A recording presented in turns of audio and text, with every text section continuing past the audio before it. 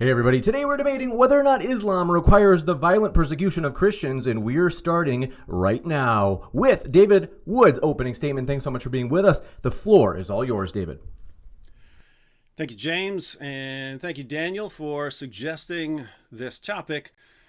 Does Islam require the violent persecution of Christians?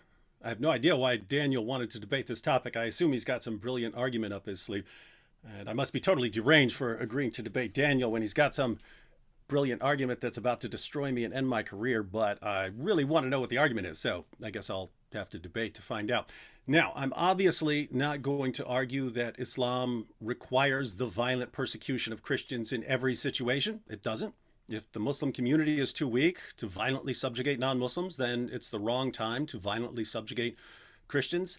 And if Christians have already been subjugated and have become dhimmis and they've agreed to certain terms and they're paying jizya, there's no need to violently persecute them. There are plenty of teachings in the Muslim sources that seem to call for the ongoing degradation and humiliation of Christians even after they've become dhimmis. But there are other teachings in which Muslims are told to honor their agreements with dhimmis. So I'll grant for the sake of argument that there's no requirement to violently persecute dhimmis. So what does that leave us with? Well, there are lots of Christians in the world who aren't dhimmis. There are lots of Christians who don't ever want to become dhimmis. Like me, you can saw my head off. I ain't giving you dime one, Daniel. Are Muslims supposed to live in a state of perpetual peace and harmony with non-Muslims? Not according to Muhammad. And this brings us to our first problem, Islam's emphasis on jihad and martyrdom. Islam programs people to want to fight non-Muslims. In Sahih Muslim 33, Muhammad declares, "I've been commanded to fight against people till they testify that there is no God but Allah, that Muhammad is the messenger of Allah, and they establish prayer and pay zakat. And if they do it, their blood and property are guaranteed protection on my behalf, except when justified by law, and their affairs rest with Allah." Fighting such an essential part of Islam that Muhammad says in Sunan an-Nasai 3099, whoever dies without having fought or having thought of fighting, he dies on one of the branches of hypocrisy. According to Muhammad, you're a hypocrite if you don't fight, or in situations where the Muslim community is weak, you don't at least wish you could fight. The emphasis on fighting unbelievers, combined with promises of virgins in paradise, led to an obsession with jihad and martyrdom in Islam. In Sahih al-Bukhari 2797, Muhammad says, "By him in whose hands my soul is, I would love to be martyred in Allah's cause, and then come back to life, and then get martyred, and then come back to life again, and then get martyred, and then come back to life again, and then get martyred." Being martyred while waging jihad gets you lots of stuff in paradise, gets you lots of virgins in paradise. So if you want to spend eternity deflowering virgins, you'll want to be martyred as much as possible. Why is this relevant here? Well, there are approximately 2 billion Christians in the world, and Muhammad made a religion that calls for the violent subjugation of the entire world and that presents jihad against unbelievers as your golden ticket to the virgin factory. Does Islam require the violent subjugation, the violent persecution of Christians? Of course it does. You're not going to subjugate the world and make Christians pay jizya by getting together and eating falafel at an interfaith picnic. You have to fight. The second problem for Daniel is that the Quran requires the violent persecution of Christians. The Quran does. We're all familiar with Surah 9, verse 29, which commands Muslims to fight Christians until Christians pay the jizya. That would actually be enough to prove my point. But when we read the verse in context, it removes all doubt. The passage begins at verse 28 of Surah 9 and goes through verse 33. Let's read the entire passage so we can see how Allah requires the violent persecution of Christians. Verse 28, "O you who believe, truly the pagans are unclean, so let them not, after this year of theirs, approach the sacred mosque. And if you fear poverty, soon will Allah enrich you, if He wills, out of His bounty, for Allah is all-knowing, all-wise." So Allah tells Muslims not to let the pagans anywhere near the mosque in Mecca. Some of the Muslims were worried that this would hurt their trade deals with the pagans, so it would hurt them financially. But Allah says he can enrich them to make up for any losses. How is Allah going to enrich them? Next verse. Fight those who believe not in Allah nor the last day, nor hold that forbidden which hath been forbidden by Allah and his messenger, nor acknowledge the religion of truth from among the people of the book, Jews and Christians, until they pay the jizya with willing submission and feel themselves subdued. So Allah is going to enrich Muslims by having Muslims fight Jews and Christians until Jews and Christians pay the jizya, tribute money, to acknowledge their inferiority. But why fight Jews and Christians? Aren't we the people of the book? Aren't we believers too? Next verse. And the Jews say, Ezra is the son of Allah, and the Christians say, the Messiah is the son of Allah. These are the words of their mouths. They imitate the saying of those who disbelieved before. Allah's curse be upon them, how they are turned away. So, contrary to what Allah says about Jews and Christians in other parts of the Quran, it turns out that we aren't real monotheists. When Muhammad needed to fight us to make money, we became mushriks. Jews call Ezra the son of God. They don't, by the way. And Christians call Jesus the son of God. Allah got that right, at least. This is the justification for fighting us. Notice that already, if Allah commands Muslims to fight Christians because of our beliefs, does Islam require the violent persecution of Christians? Sure sounds like it. But have we done anything else? Next verse, 931. They took their rabbis and their monks to be their lords, besides Allah, and Christ the son of Mary. Yet they were commanded to worship but one God. There is no God but he. Praise and glory to him. Far is he from having the partners they associate with him. So now Allah says that Jews and Christians take rabbis and monks as lords besides God. We don't, by the way. And he goes on to say that he's far from having the partners we associate with him. So we associate partners with Allah. That makes us mushriks. Any other reason to fight us? Next verse.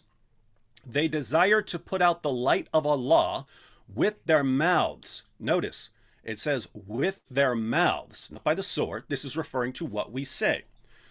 But Allah will not allow but that his light should be perfected, even though the unbelievers may detest it. Allah won't allow Jews and Christians to spread our false beliefs through preaching. But how is Allah going to stop us? Next verse, 33.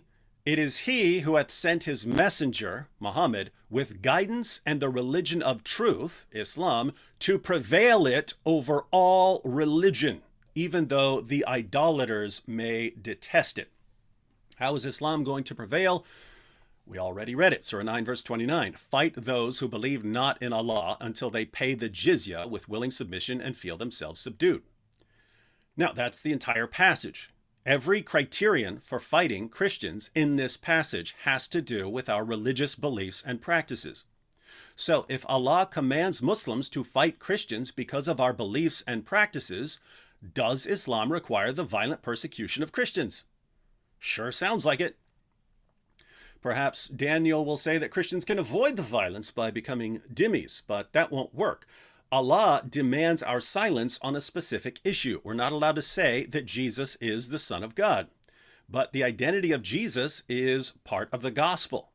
And we know from the book of Acts that even though Christians were happy generally to follow the local laws laid down by various authorities, if the authorities ordered them not to preach the gospel, they responded, we must obey God, not man. So the Quran commands Muslims to fight Christians until we stop saying that Jesus is the Son of God, but we can't stop saying that Jesus is the Son of God.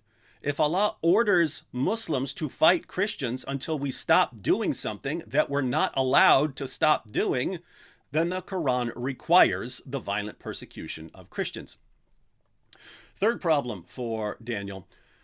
Muhammad ordered his followers to execute apostates, and we're at the beginning of an avalanche of apostasy. Muslim apologists like Zakir Naik and Ahmed Deedat spent decades lying to their followers. Now Muslims are realizing that their apologists lied to them about Muhammad and the Quran, and they're leaving Islam like it's a sport. When Muslims leave Islam, they usually become either Christians or atheists. Muhammad ordered his followers to kill them. So when Muslims today realize that Muhammad is the most obvious false prophet in history, when they realize that they can't take the ramblings of an illiterate 7th century Arabian caravan robber seriously, many of them become Christians and many of them become atheists. Muhammad said to kill them. If a Muslim leaves Islam and becomes a Christian, what does Islam require? Islam requires that he be executed if he refuses to return to Islam. Is killing people because they've converted to Christianity violent persecution? Absolutely. So does Islam require the violent persecution of Christians? Indisputably. Putting all of this together, Islam calls for the violent subjugation of the world and produces an obsession with martyrdom. This leads to the violent persecution of Christians. The Quran commands Muslims to fight Christians until we pay the jizya and stop saying that Jesus is the Son of God. This obviously requires the violent persecution of Christians. And Islam says that when Muslims convert to Christianity, they have to be killed for converting. That's violent persecution. But as I acknowledged at the beginning of my opening statement, if the Muslim community is too weak to subjugate non-Muslims, then it's just not the right time to violently persecute Christians. So the most obvious path to peace available to us is for the Muslim community to never outnumber or be stronger than the non-Muslim community. This means that we can establish peace by making more ex-Muslims. We can establish peace through the avalanche of apostasy. If the avalanche of apostasy is the path to peace, if the avalanche of apostasy is the way to avoid the violent persecution of Christians, sign me up. I'd be happy to help you with that one, Daniel. Thank you very much for that opening. Thank you very much for that opening statement from David. And I want to let you know, folks, if it's your first time here at Modern Day Debate, we are a neutral platform hosting debates on science, religion, and politics. We hope you feel welcome no matter what walk of life you are from. And don't forget to hit that subscribe button as we have many more juicy debates coming up in the future. With that, we're going to kick it over to Daniel for his 12-minute opening as well. Thanks for being with us, Daniel. The floor is all yours. Alhamdulillah, salatu wassalam ala rasulillah. Thank you, James and David. Let's get to the heart of the matter here. David says that Islam endorses continuous violent jihad against Christians until they convert or pay jizya. And once Christians are living under an Islamic state, they're constantly discriminated against. And according to David, that is persecution. Let me make this easy for you, David. Guilty as charged. Islam is expansionist. It does require expansionist jihad. And when Islam is in power, it does discriminate against non-Muslims. Guilty as charged. But guess what, David? Every political system requires war and discrimination. There never has been, and there never will be, a political system that says we should not use violence to gain power and resources. There never has been, and there never will be a political system that says all beliefs and ways of life should be respected equally. There is no such political system. So why are you judging Islam according to these impossible standards? Let me explain.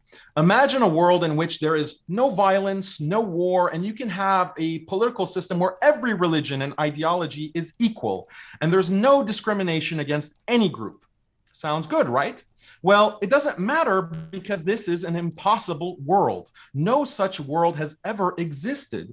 If such a world could exist, David's criticism of Islam might make sense.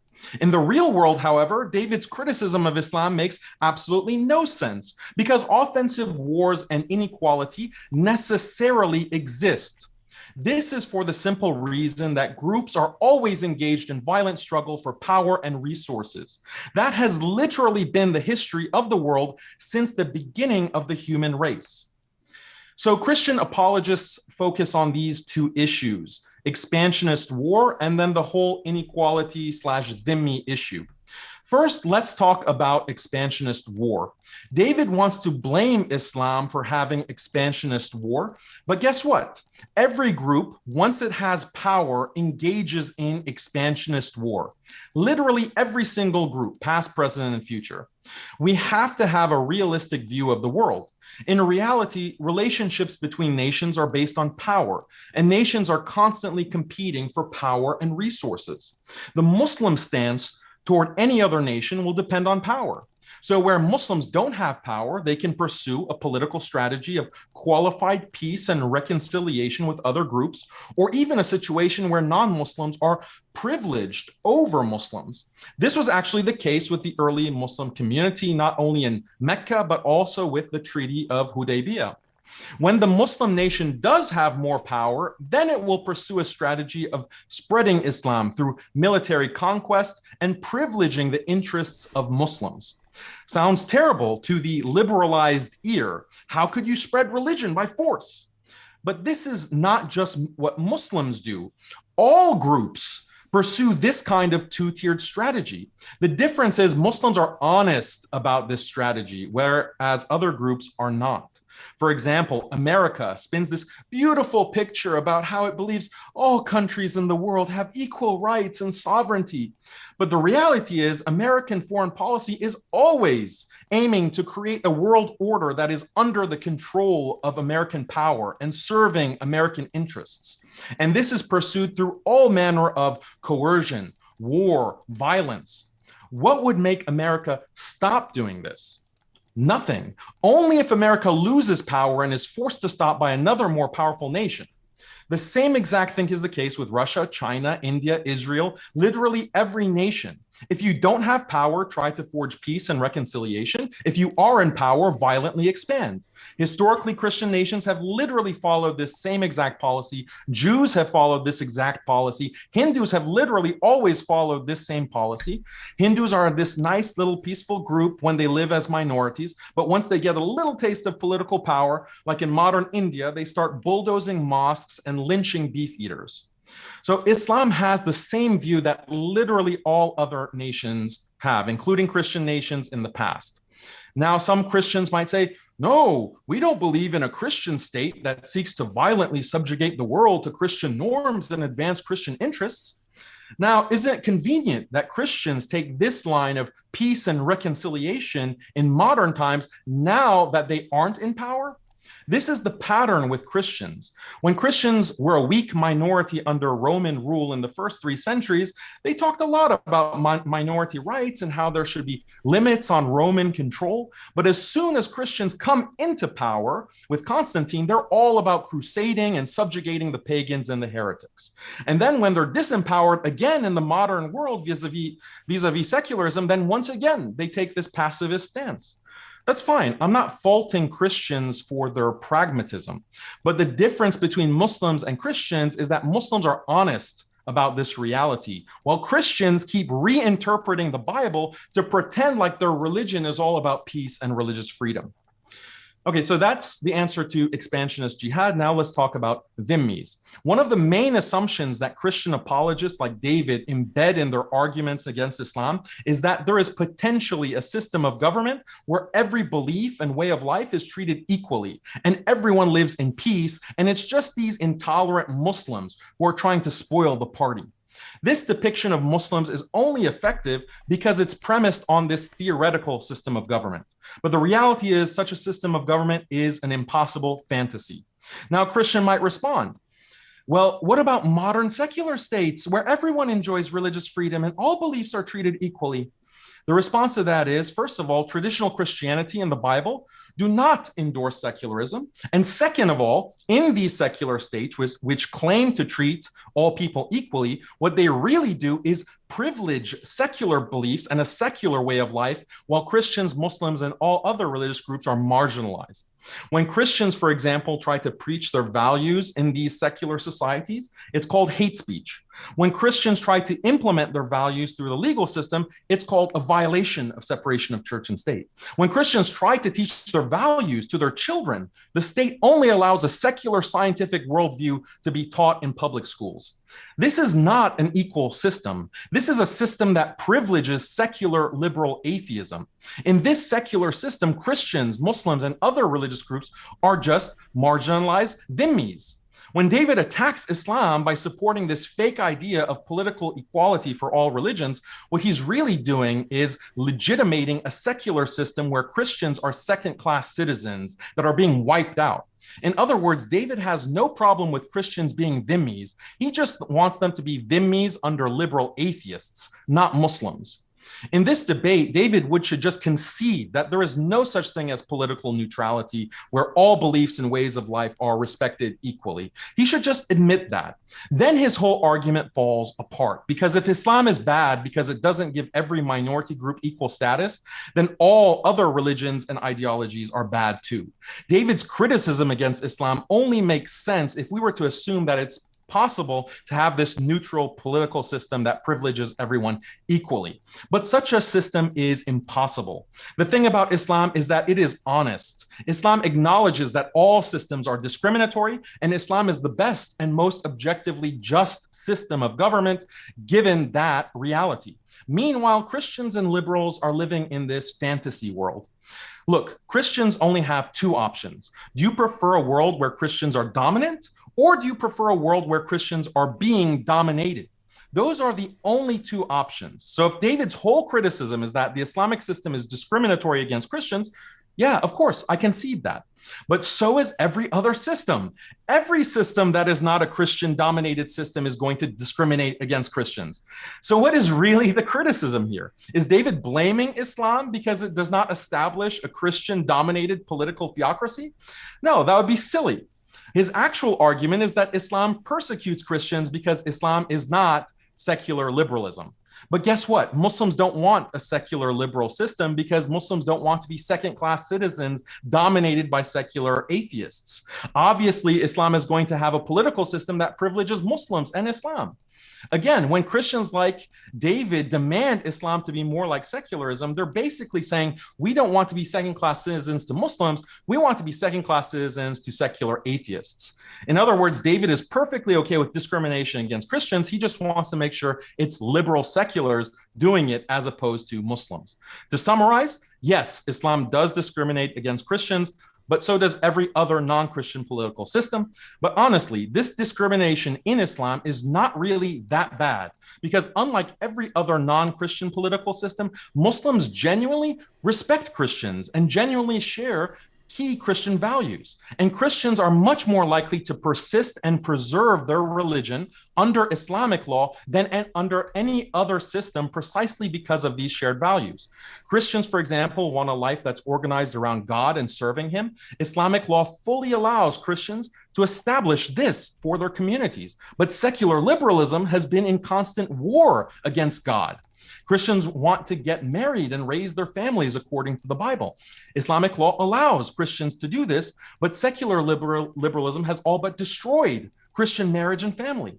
Christians want to transmit biblical values to their children through education. Islamic law fully allows Christians to do this, but secular liberalism says to keep God and the Bible out of the classroom. Christians want to create Christian businesses. Islamic law fully allows Christians to do this, but secular liberalism says, no, you have to bake the rainbow cakes whether you like it or not. So that's really the crux of the debate. Islamic law says to Christians, your lives are safe, your families are safe, your property is safe, your churches are safe. You can live by your own religious laws in your homes, your schools, your workplaces, but just don't try to convert Muslims, don't openly blaspheme against Islam, and pay an annual tax. Is this really the humiliation and subjugation of Christians that David is talking about? In reality, the most humiliated and subjugated Christians have ever been is under secularism. So Christians should ask David, what is it really that you're trying to promote here? Is it Christianity or is it secular liberal atheism? Thank you very much for that opening as well. With that, we're going to jump into the rebuttals, and want to let you know, folks, if you enjoy debates like these and you have friends who enjoy debates like these, hit that share button and share this debate with them. That share button is just below. And with that, thanks so much, David. The floor is all yours for your 7-minute rebuttal. Thank you, Daniel. And this has officially been the easiest debate in history because it looks like we agree. The topic is, does Islam require the violent persecution of Christians? It seems like Daniel is saying, yes, absolutely, but everyone's doing it. Well, great. That's kind of irrelevant if everyone's doing it. The question is whether Islam does it. That's the topic of our debate. Let's go ahead and see where we're at. In my opening statement, I pointed out three ways that Islam requires the violent persecution of Christians. One, Islam places so much emphasis on jihad and martyrdom that the violent persecution of Christians is inevitable. Two, Allah claims in Surah 9, verses 28 to 33, that he sent Muhammad to fight Christians and force Christians to pay jizya in order to silence Christians and keep us from saying that Jesus is Lord. You're obviously not going to silence billions of Christians without some serious violent persecution. Three, Muhammad clearly commanded his followers to kill apostates. So when Muslims leave Islam because they see through the lies and they become Christians, what happens? Islam says kill them. That by definition is violent persecution. So I laid out multiple ways that Islam does indeed require the violent persecution of Christians. How did Daniel respond? He didn't say anything that would address any of these points, except maybe thinking that dimitude isn't as bad as we might think, but we can always go into that a little further. Instead, he argued first that he says that he grants that Islam is expansionistic and that it discriminates against non-Muslims. No disagreement between us there, but as soon as he said that, the debate was over. This debate was over. We could have another debate on another topic, but on the actual topic of this debate, we agree. The answer is yes, Islam does require this. He says that other political systems do the same thing. Be interesting to look at debates, and I know Daniel's had debates on that before, but it's irrelevant. Every political system in the universe could call for the violent subjugation, violent persecution against Christians. That wouldn't change the fact that Islam does. So the question before us is whether Islam calls for the violent persecution of Christians, and we agree on that. Second, he admits that Islam eventually wants offensive jihad. So Islam is eventually going to go around, as Sheikh Asim al-Hakim says, that Muslims will eventually go door to door and offer the options. You either convert to Islam or you pay the jizya, or those are the options that are going to be given to Christians when Muslims are powerful enough to go around doing that. So obviously that's not a situation we want to be in. What's Daniel's response? He says, well, other ideologies do it too. It's great, but not relevant to our topic. Whether every other ideology in the world is more peaceful than Islam, or whether every other ideology in the world is even worse against Christians than Islam, is not relevant. The question is, does Islam require violent persecution of Christians? Third, he says, well, Christians follow the same pattern. This would also be irrelevant to the topic. But this is one thing I'll grant, is this is a thing that humans do. When any group of people get in a position of power, they try to maintain that power. That's a human thing. The difference is that's not built into our religion. That's not what the apostles commanded Christians to do. That's not what Jesus commanded us to do, to go out and violently subjugate the world, or to strive after political power wherever we can find it. Later Christians did that. That's not built into our religion. It is built into Islam. It's built into Islam to subjugate everyone else, and everyone else has to be under the authority of Islam. But with that said, completely irrelevant. We could grant, for the sake of argument, that Christianity somehow calls for the violent subjugation of the entire world. What does that have to do with the topic? Does Islam require the violent persecution of Christians? We agree on that. Fifth, he says that Christians are much more likely to preserve their religion and their values under Islam. Well, that's just ridiculous. There's no requirement right here in let's say the United States. There's no requirement that I'm not allowed to say that Jesus is Lord, that I'm not allowed to go preaching the gospel. There's no law here that says I can't go preach the gospel, and that someone can't believe the gospel and leave their religion and become a Christian. There's nothing stopping us here. Daniel, we're sitting here having a debate on this topic. We couldn't have this couldn't be conducted in the same way in a Muslim country that is officially following the teachings of Islam, because of some of the things I've said already. That would be a death sentence. So The idea that Islam will somehow preserve Christian values better than secular liberalism. Secular liberalism sort of leaves it to us to preserve it if we want to. And so that task falls to Christians to go ahead and do that. In Islam, it's, hey, you're a dhimmi now, pay us money, and whatever you do, you don't get to go around preaching the gospel. You don't get to go around criticizing Islam. You don't get to go around doing any of these things. And so you can just look at the impact that's had. That's had in the Middle East. There used to be Christian majorities, Christian majority nations. Now you look at the number of Christians in that population, and you end up with 4 or 5% population of Christians in certain places. And so what happened there? Well, how did Islam preserve that religion for them? How did Islam help that? Well, you didn't. You treated them as second-class citizens and treated them horribly and persecuted them. And over a period of centuries, this sort of thing has an impact. Now, Daniel may say, well, secularism is going to do the same thing. That may be the case. Absolutely irrelevant. I'm not obsessed with controlling the world. I'm not told in my religion we're going to go out and subjugate the world. We're told we're going to be persecuted, that everyone's going to hate us, and that we're going to be on the receiving end of persecution, not that we're going to go out and become the persecutors. You have Christians who say, no, well, in order to avoid that, we have to go and become the persecutors. But in Christianity, we're told we're going to be the persecuted. So finding out that one day we may no longer be the world's top religion or something like that, it's not upsetting to us. In Islam, if you find out that you're not going to be able to subjugate the entire world, we got a problem, because that's what Muhammad said you're going to do. You got to thank you very much for that rebuttal, David Wood. And we're going to kick it over to Daniel as well for his rebuttal, which is 7 minutes as well. And want to remind you folks, if you haven't yet, hit that like button. And Daniel, thanks so much. The floor is all yours. Okay, David. So just to respond to your points, this is one thing that I want to ask you. When have Christians in history ever not sought to dominate Muslims as soon as they have the opportunity to do so?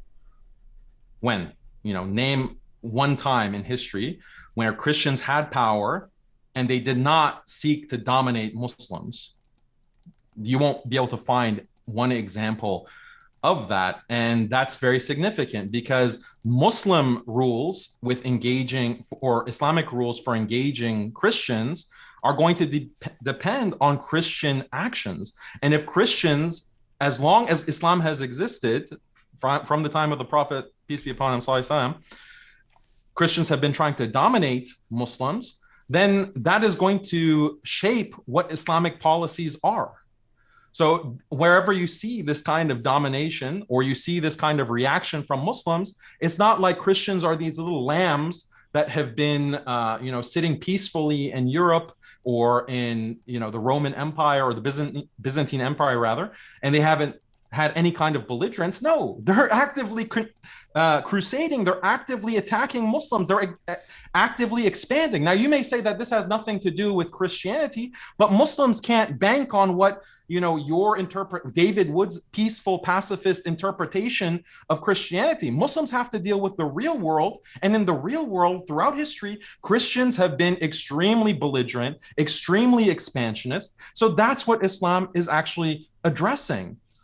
So another thing that you mentioned is this avalanche of apostasy that supposedly Muslims are going through. Where's the evidence for that? I recently just posted stats, official objective stats from Pew on who is actually experiencing an apostasy of an avalanche of apostasy. It's Christians. It's Christians. And why do you think that is, David? I mean, this is something that we should address. The reason is liberal secularism. This is what is causing the avalanche of apostasy for Christians. Muslims are actually gaining numbers in terms of religious switching. So you can put out all of these, stupid videos with quoting, what you call Dawagandists, saying things about, oh, we have to worry about apostasy of our youth.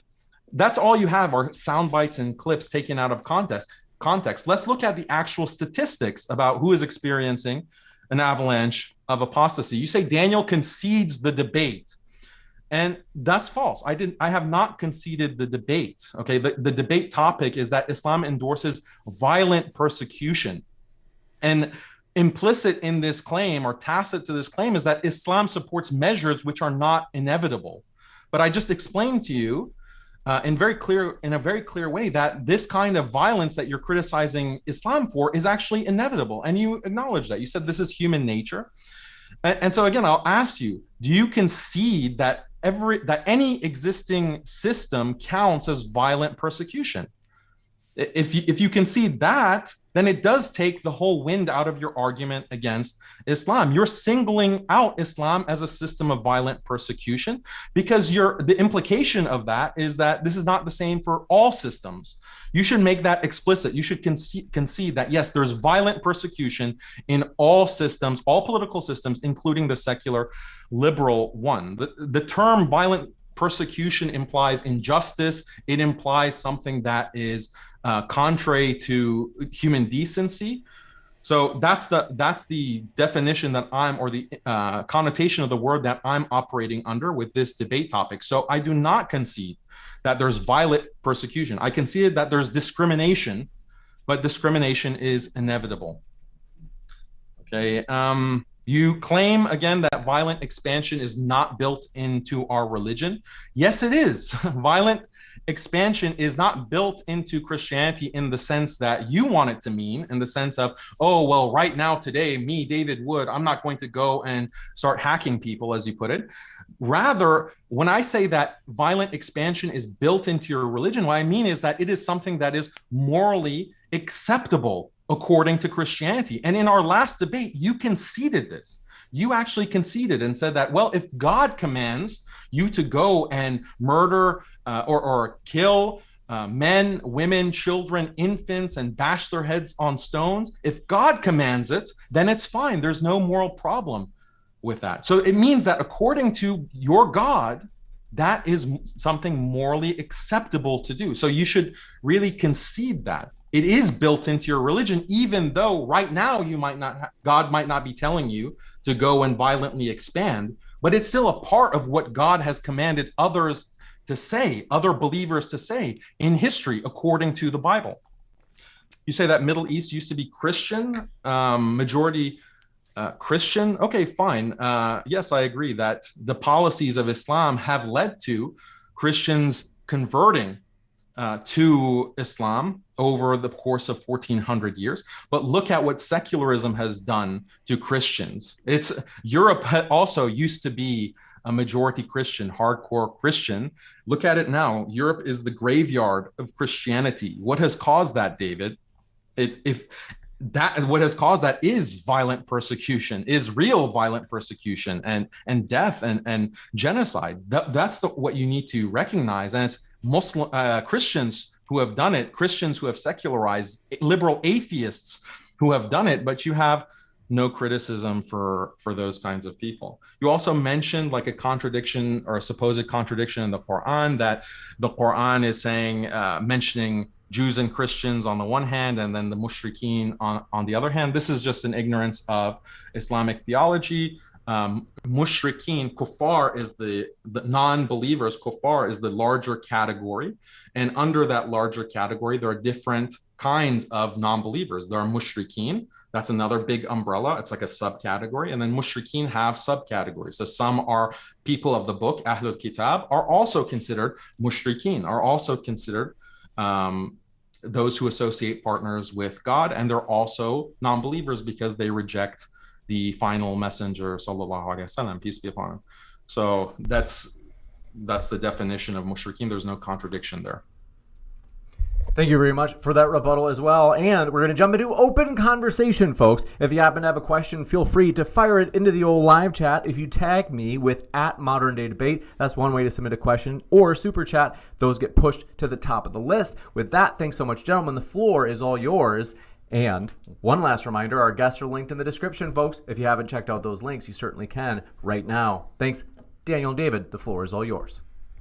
I only detected one thing you said in your entire rebuttal, or really in your entire opening statement combined with your rebuttal, that would actually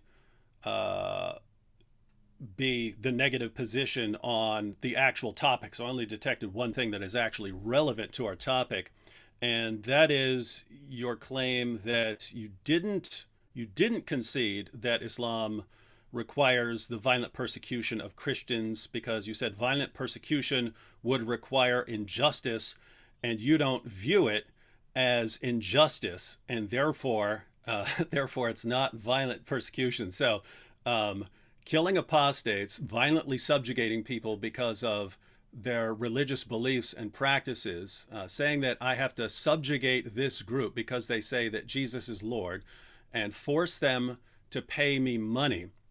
That I have to go eventually, if I get into a position where I'm strong enough, that I would go door to door and knock on the door and say, hey, you either have to convert to Islam, or you pay the jizya, or and the idea that that's not violent persecution because you're just going to say it's not injustice. Well, notice any group that oppresses any group could say, well, we don't view it as injustice. So China right now with the Uyghurs could say that this genocide against the Uyghurs, it's not persecution. It's not violent persecution because we view it as perfectly fine and just. We view it as preserving our society. And so just changing the name of a term doesn't actually change what it is. Following this reasoning, you could go and drink alcohol and say, well, I'm not drinking alcohol, I'm drinking beer. I'm not drinking alcohol, I'm drinking champagne. See, I'm calling it by a different name, therefore it changes what it is. So it looks to me like if we were to agree on what it means to violently persecute people and say, well, it's not your personal preferences about what happens to be injustice, then it looks like everything else we agree on, that Islam does call for the violent persecution of Christians. No, like even in the example of like a Muslim nation, an Islamic nation, or Khilafah, the caliphate, there's not necessarily this requirement to constantly be at war with Christians. There can be peace agreements that are formed. And this is clear in the example of the Prophet, peace be upon him. This is clear in the caliphs, the righteous caliphs, in their example. And throughout Muslim history, Muslims have formed pacts and treaties, agreements with Christian nations and other nations. That is always on the table for the caliph or the emir to decide that, look, we're going to have this kind of agreement, but it's a qualified agreement. It's not, we'll never have any conflict with Christians ever, or we'll promise never in the future, in 1,000 years, not to invade Christian lands. There's no agreement like that allowed in Islam. But for periods of time, for a generation, 2 generations, you can have that kind of peace agreement. And this is demonstrated by the Prophet, peace be upon him. Now, let me just ask for a clarification, because I don't actually know your position. This has been my understanding of that whole process, because and this is based on trying to make sense of the progression we see in the Quran and the Hadith and the Tafsir, as well as what various Muslim scholars have said. But my understanding has been that everything is based on the pattern of Muhammad. When Muhammad is the persecuted prophet in Mecca, he preaches a message of, let's not kill each other, let's not persecute each other here. And then later on, he formed alliances and had a larger number of followers around him. Then the message changed to one of defensive jihad. You can fight now, or actually eventually required to fight in self-defense of the community. So if someone is attacking the community in various ways, then you would fight back, and Muslims should unite and fight back. And then eventually you have offensive jihad. Once Muslims were powerful enough to subjugate Arabia, then they subjugated Arabia. So I've always regarded what you were just saying about forming peace agreements, and you said that they're temporary. I have viewed peace agreements as temporary, in the same way that Sheikh Asim al-Hakim views them. He says, yes, right now, when we're not powerful enough to go out and wage offensive jihad and fight and subjugate and force people into those 3 options, right now we should focus on increasing our faith and building up our community until we get to the point where we're strong enough. So I'm not disagreeing with you that Islam allows treaties and peace agreements in various situations and so on, but as you pointed out, that seems to be temporary, and the goal doesn't seem to be peace. The goal seems to be, hey, we're not strong enough to fight right now, so it's in the best interest of the Muslim community if we agree to peace with these people who, as of right now, are too powerful for us to subjugate. But eventually we get strong enough. Once we get strong enough, then we're going to have to go and fight them. That's the pattern that I see in the Muslim sources. And I know there are Muslims who would agree with me. But yeah, what's your, that's your view? I mentioned the two-tier strategy in my opening, and I mentioned how this is what every group has done, including Christians. When they didn't have power, they were about reconciliation and peace in the first 3 centuries of Christendom. And then as soon as they get power, they are expanding, they're persecuting heretics, they are killing non-believers left and right. This is also the history of Christendom. And it's only because Christians do not have power now that they promote this kind of freedom of religion and equality, free speech. Look, I'll ask you, David, a question. If you somehow had power over the entire world, okay, or you had become the dominant superpower, and your nation had this weapon, this futuristic weapon that could subjugate everyone throughout the world, okay, with the click of a button, even more advanced than nuclear warheads. You somehow have this technology as a Christian. Would you use that technology to actually create supremacy for Christendom, to make the word of Jesus Christ all high in the world? Would you institute policies that privileged Christians and that actually privileged the word of Jesus Christ? Is this something that you would pursue as king of the world? I would implement policies that I believe are fair to everyone. I don't believe in making people if you convert because I'm going to persecute you or something like that, or I'm going to make you convert. I kind of don't regard it as. I didn't say make people convert. I didn't say make people convert. I just say policies that privilege Christians, privilege Christianity. You're not forcing anyone to convert.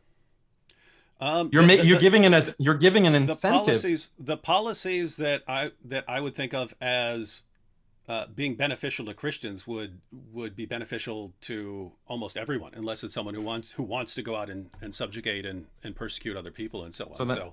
So you would institute policies that are preferential to Christendom. You just think that Christianity is the best for everyone.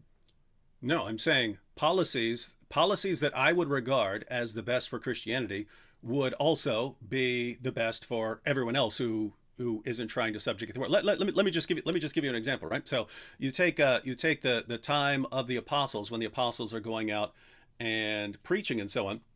There was a time when there was a conspiracy to murder the apostle Paul. So his enemies in Israel wanted to get him from the Romans, to a Jewish trial because they were planning to execute him. They were planning to murder him along the way. And the apostle Paul tells the Romans, hey, there's a plot to kill me here. Don't let them do it. And the Romans actually use their army to get him to safety. Then he's having a trial, and it's clear that people are coming after him based on certain claims that he's made and so on, that Jesus is Lord. And he says, I appeal to Caesar. Who's Caesar? Caesar's a total pagan.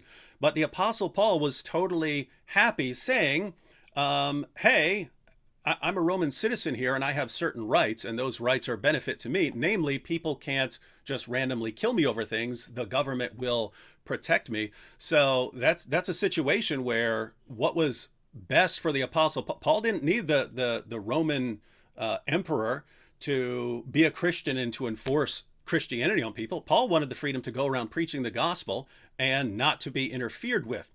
And so I'm fine with that. Like the apostle Paul, I'm fine with that. I'm fine if the government says I'm not going to interfere. This is irrelevant to the example that I gave. Well, the things you're saying the things you're saying are irrelevant to the entire debate. No, it's not, because you're complaining about Islam wanting to have this kind of Islamic law implemented across the entire globe. And I'm giving you the exact same scenario. I'm saying, if somehow Christianity was dominant, and you could privilege Christianity through policies that would, basically through force of law, privilege Christian belief, incentivize conversion to Christianity, even punish blasphemy, let's say, but you can strike that if you don't want it. There's still law and order. You're not forcing anyone to convert, but you're just establishing a system where Christianity is privileged. And you said right now that, yes, you would want that kind of system because Christianity is the best. So you want a system like you're the king, but you would have like a Muslim vice president or vice king, and your administration would have Hindus and Buddhists and Muslims, because it's freedom and equality for all, right? According to your system, right? Yes or no? Let me just give you my view, because it might help you understand things. No, just answer the question. Just answer the question. You have these very long answers, David. There's a huge you can just say yes or no. Why can't you say yes or no? There's a huge misunderstanding here. You assume that political power is good in the sense of, if your group can get into political power, then you can implement your policies. So I view political power as something that will corrupt people once they have it, almost inevitably. So if you take Christians who for 3 centuries have never crossed their minds to get violent, suddenly you give them a bunch of political power, and they've been persecuted for centuries now. It's a pretty natural inclination to say, all right, now we have to stop and never be in that situation again. So let's go out and strive for to maintain this sort of political power. So you think that Christians should never have power? Because power corrupts. So Christians should never strive to have power. You want to live in a world where Christians are always being dominated by other groups? Not what I'm saying. Not what I'm saying at all. There are 2 choices here, David. Christians are dominant. They have a dominant system that privileges Christianity, or Christians are being dominated. Those are the only 2 options, logically. Which one do you prefer? I would not trust a system where Christians dominate and enforce Christianity on other people. So you want atheists? You want atheists to be dominant? I don't trust any of them. That's the point. That's the point. That's the point. I don't trust anyone who's going to be implementing these kinds of policies. That's why, if you're going to do anything, the best case scenario would be something that is best for the most people, where the government actually says, okay, there are certain things that we're not going to interfere with. If you guys get violent, then yes, we have to interfere with it. If one group is going to subjugate another group, then we have to interfere. But apart from that, we're not saying you have to believe this, or you have to agree with that religion, or you're not allowed to say that religion. Daniel, you're free to walk down the street and preach your religion. I'm free to walk down the street and no, you're not. Preach my religion. You're not free to preach your religion. This is something else I wanted to respond to. You're not free to preach the Bible. Go to any European secular country. There are hate speech laws. There in Finland, they just put someone in prison for sharing verses. Then they would be screwed up. Then that would be messed up. If you're punishing people it's hate for speech. It's hate speech. Yeah, it's hate speech. No. How is that? Secular justification. The secular justification is that these verses are hateful. You can't teach these verses. Because I don't. But that's the point. I don't want governments to have that kind of authority over people, because inevitably they become corrupt and start crushing people. So I don't like it from secularists. I don't like it from Muslims. I don't like it from anyone. No, that's based on their. It's very simple. Don't stop me from saying what I want to say, unless I'm calling for violence or something like that. You're saying they're doing it too. Great. Then I don't like it when they do it. I don't like it when they do it. I don't like it when Muslims do it. If Christians do it, I wouldn't like it when Christians do it.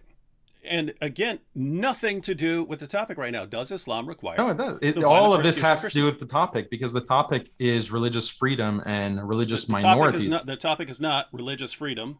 The topic is. Those are the points that you're bringing up. You're saying that your argument was that Islam infringes on the rights of Christians. This is an infringement of your religious rights. Absolutely. So that's what the topic is. I do want to move maybe into like a new zone of anything that's been brought up in the statement so far, once you guys are ready. I know if you have one last thought on that, David. Well, I didn't have any answer from David on this question. You want Christians to be dominated, so that means you want... No, it's not. No, it's not. I would like a government that doesn't dominate us. So you want a secular liberal? You want a secular liberal government? You're asking me what kind of government I would prefer. It would not be any sort of government that is oppressing me or telling me I can't preach the gospel or anything like that. With that said, I'd be fine with a king if he's a good king. I'd be fine with democracy if it's pretty fairly well informed people who aren't sending us into insanity and so on. So I'm fine with I'm fine with a variety of. Daniel, what is it? Tell me what this government is. I have no concept of here's the government that I want to impose on the world. And you're saying, David, what kind of government would you impose? I don't want to impose. How can you criticize? No. You can't criticize Islam and Islamic governance and Islamic law if you don't have an alternative. What is the alternative? What is the alternative? I'm saying that Islam is the best alternative. Islam is the best alternative, and you're saying no, it's not. Okay, so give me your alternative. I would take clearly it's not a Christian-dominated alternative. I would take almost anything except for maybe a really diehard communist nation, which I would regard as comparable to Islam. But the bottom line is look at the things you're saying. Well, they might classify something you say as hate speech, something like that. That's not nearly as bad. That's not nearly as bad as things would be for a Christian. We don't have to focus. Country. We don't have to focus on hate on the topic. speech. We don't have to focus on the topic. No. What about rights of Christians as a minority? How about marriage? Look at Christian marriage and how it has been disintegrated. How Christian families have been disintegrated over the course. Yeah, how likely it is for you to how likely is it for you to get divorced? How likely is it for your children to leave Christianity? How likely is it for you to transmit your values to your children? Very unlikely, increasingly unlikely, more unlikely by the day under a secular system that supposedly is giving you all of this freedom and equality. Like I said, look at Europe. It is the topic. To be fair, I do want to move back to any of the topics that have been covered so far. This is where you guys would have a chance to address anything that's been brought up in your previous statements too. Yeah, I am talking about what is the core of this debate, which is the rights of Christians and persecution and discrimination of Christians. That is the topic of the debate. And I'm saying that Islam, yes, it has discrimination, but it's actually discrimination that is more favorable to Christians. And there is literally not a single alternative. There is literally not a single alternative to Islamic law that David can propose that is better for Christians. And that's why you're floundering, David. You can't give me an example. And you even say that, my job is not to give you an alternative example. Okay, so you can see that there's literally nothing better that you know of to Islamic law. So you can just take these cheap shots at Islam without having an alternative. If someone leaves Islam and converts to Christianity, and under Islam, you would execute him. You don't see why I would think that's actually worse than...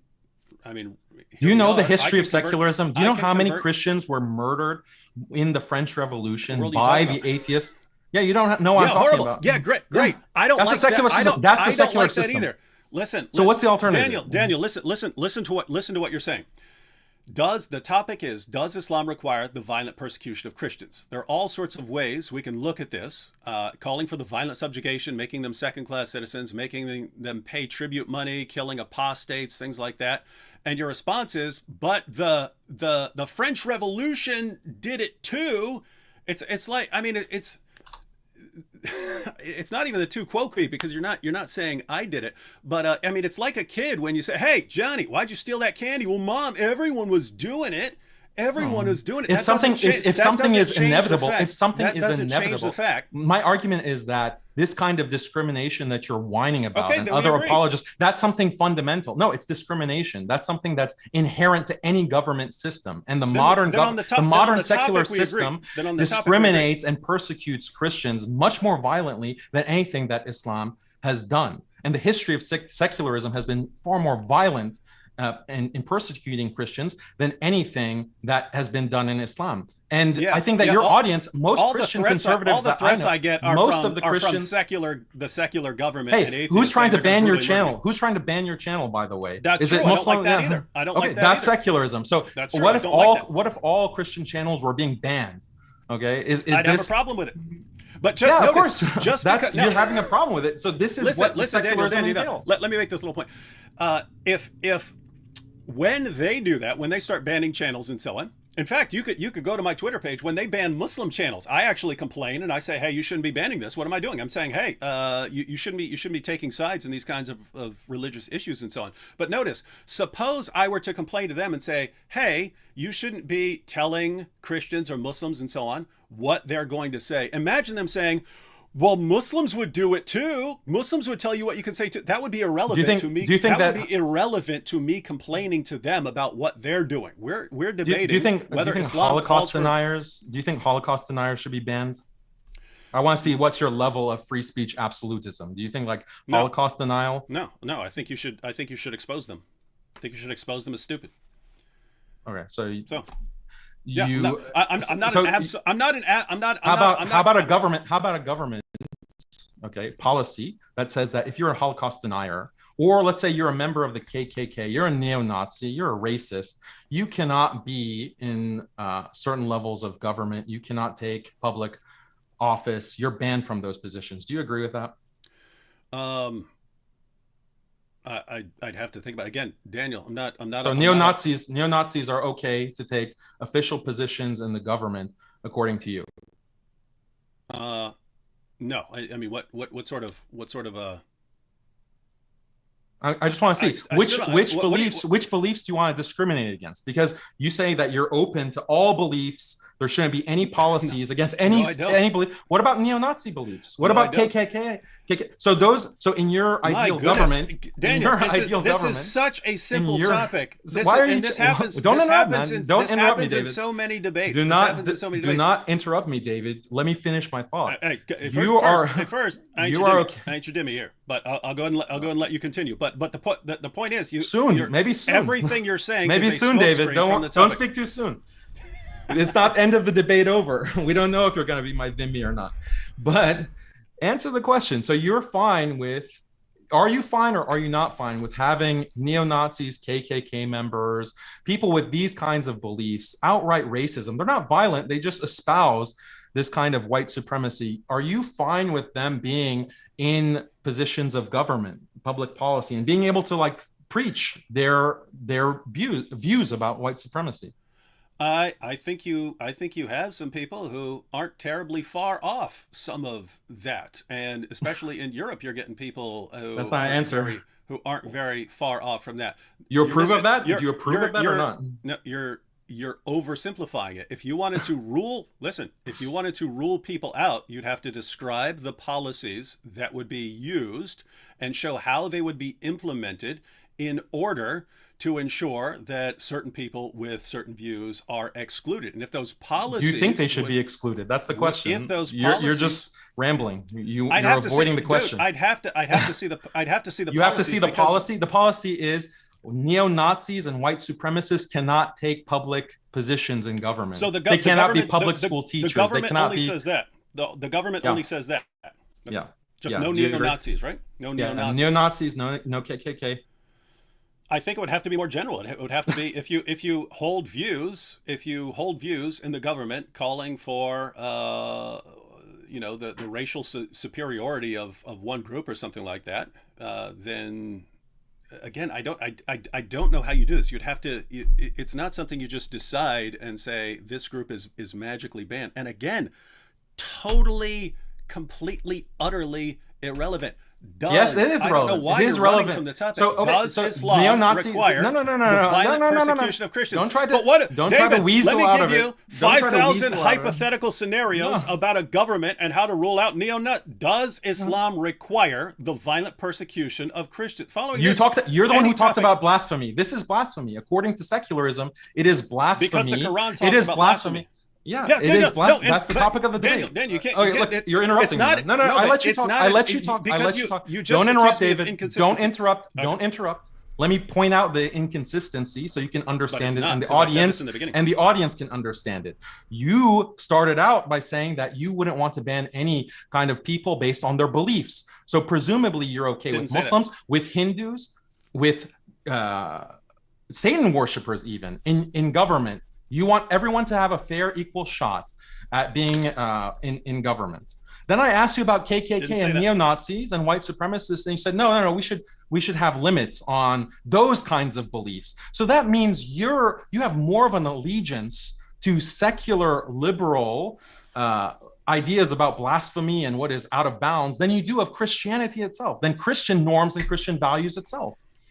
That's the contradiction in your perspective. You keep saying I said things that I didn't say. In fact, I said very clearly earlier that if every other system in the world called for violent persecution against Christians, it would not change the fact that Islam calls for the violent persecution of Christians. So, but there's no win to that argument. I really thought you had a philosophical background. That's like saying Muslims are bad because they, eat living things. It'd be stupid because everyone you're the one who asked for the topic. Does Islam require the violent persecution of Christians? I said yes. It sounds like you're saying yes, but saying no if we tweak the definition of what persecution is. But you're saying, well, everyone calls for the violent persecution of everything else. Therefore, no, I said discrimination. Therefore, Islam doesn't. I said discrimination, and you weren't able to give me. You're not able to give me a single example of, number one, I asked you for Christians who haven't tried to dominate Muslims. Give me one example of that ever in history. You're not able to do that. I'm not trying to dominate you. No, but in history, prior to modernity, because now you're not in power. Christians are not in power. So I asked, when Christians are in power, give me an example where they haven't tried to dominate Muslims. When Christians dominated Europe and America, they could have subjugated the entire world and kept it. Yeah, they were trying to do that. Just listen to yourself, David. When Christians took over South America, one second. I do want to give David a chance to respond there. No, you're missing the point. Right now, Christians have enough. There are 2 billion Christians. We make up a third of the world's population, and we have some of the most powerful countries that the world has ever seen. I don't see a lot of Christians saying, "Hey, we need to go around." Christians are not in power today. Liberal atheists are in power, not Christians. Christians are being jailed for citing the Bible. Christians are being called domestic terrorists when they go to their local schools and they demand that their children aren't taught Satanism. That's the reality of Christians. I'm surprised that you're trying to defend modern liberal secularism. It's shocking to me. Not what I'm trying to defend. I'm saying I don't know any Christian. I know a lot of. Let me put it this way. I know a lot of Christians.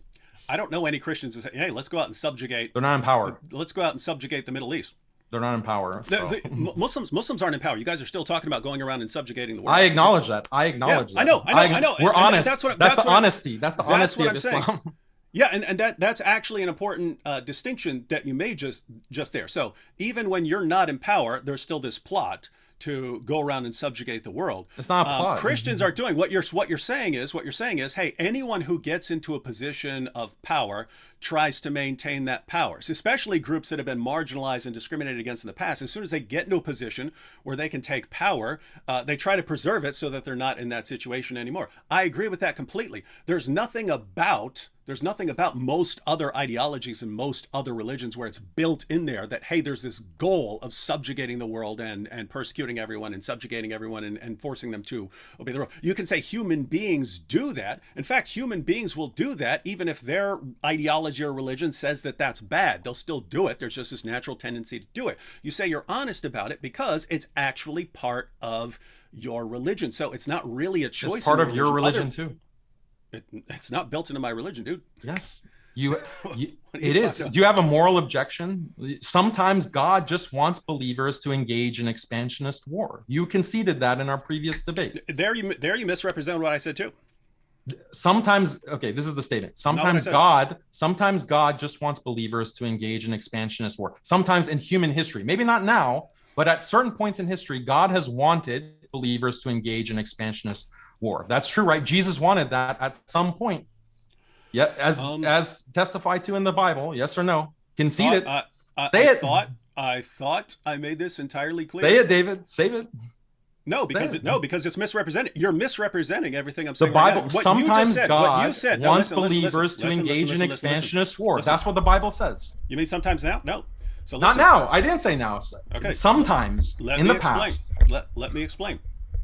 Because I thought this was totally clear, even though it's completely irrelevant to this debate. In Christianity, we've been commanded to love everyone, to honor all people. That's what we've been commanded. You honor them by subjugating them. You would point out, no, that's what we're told. We're not honoring them by subjugating. Now you're doing what you did with the definition of persecution. Well, it's still just you to love them so by killing them. You love them by killing them. No, look, that's what Augustine argued. We are not in a position to say that sort of thing. If we're told Augustine said it. If we're told to live in peace with all people, and you say, well, to live in peace is to murder them all, great. Thank you for sharing your Islamic views. Isn't the world going to be the most peaceful? Hold on, we have to go into 2-minute segments if we can't stop the interrupting. I do want to give David just a little bit more time before we come back to you, Daniel. Sorry, apologies. So when you're talking about the Old Testament, I'm pointing out that is not, in a previous debate, I pointed out that what you had there, very different from a situation that we're in today. You have God actually there, pillar of cloud, pillar of fire, fills the temple, performing ongoing miracles, no disease, no miscarriages. They're ongoing miracles, and you have the visible presence of God. Any sin against God in that situation is not just a random sin. It's you're flying in the face of God. You're saying, hey, I know what you require. And I know you're the true God, and there's no disputing this. And I've agreed to follow these rules because I didn't have to agree. I could have walked away.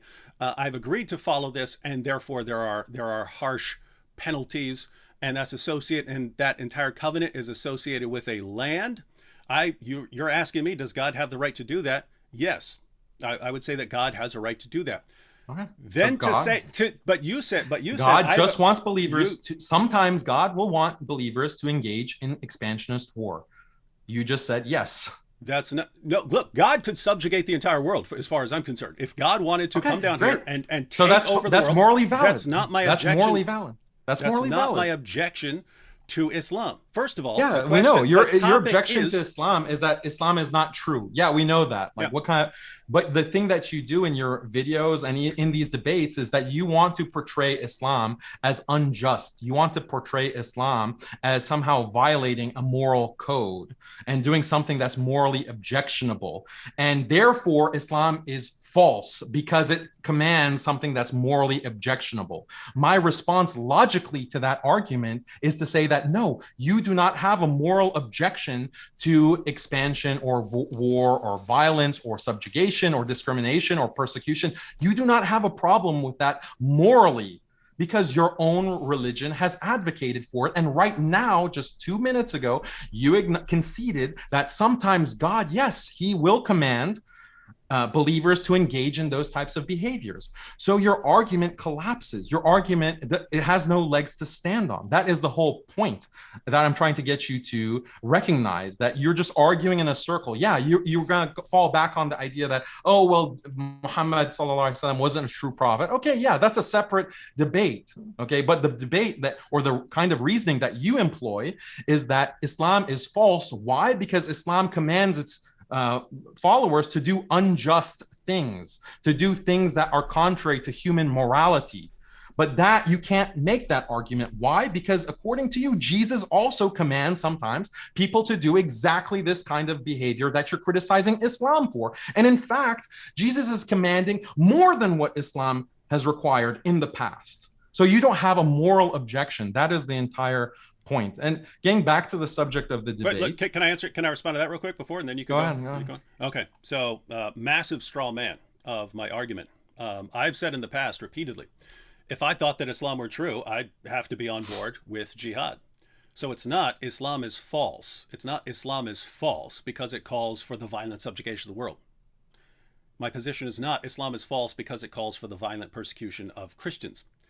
The vast majority of the time, if I'm talking about jihad and what Islam commands, it's a response to politicians and journalists and educators and entertainers and lots of Muslim organizations and lots of Muslims, Muslim speakers, Muslim preachers who say Islam is a religion of peace and tolerance, and Islam has nothing to do with any of this. That was the mantra from the time of 9/11 on that Islam is this religion of peace, I'm trying to show over and over again from the Muslim sources that that's not what Islam is. So this is not, so notice that's separate from the issue of Islam being true or false. I'm saying it's false to say that Islam doesn't teach these things. Islam does teach these things, right? So that's separate from the issue of saying with the subtext, it's false. With the subtext that look at these crazy barbaric Muslims.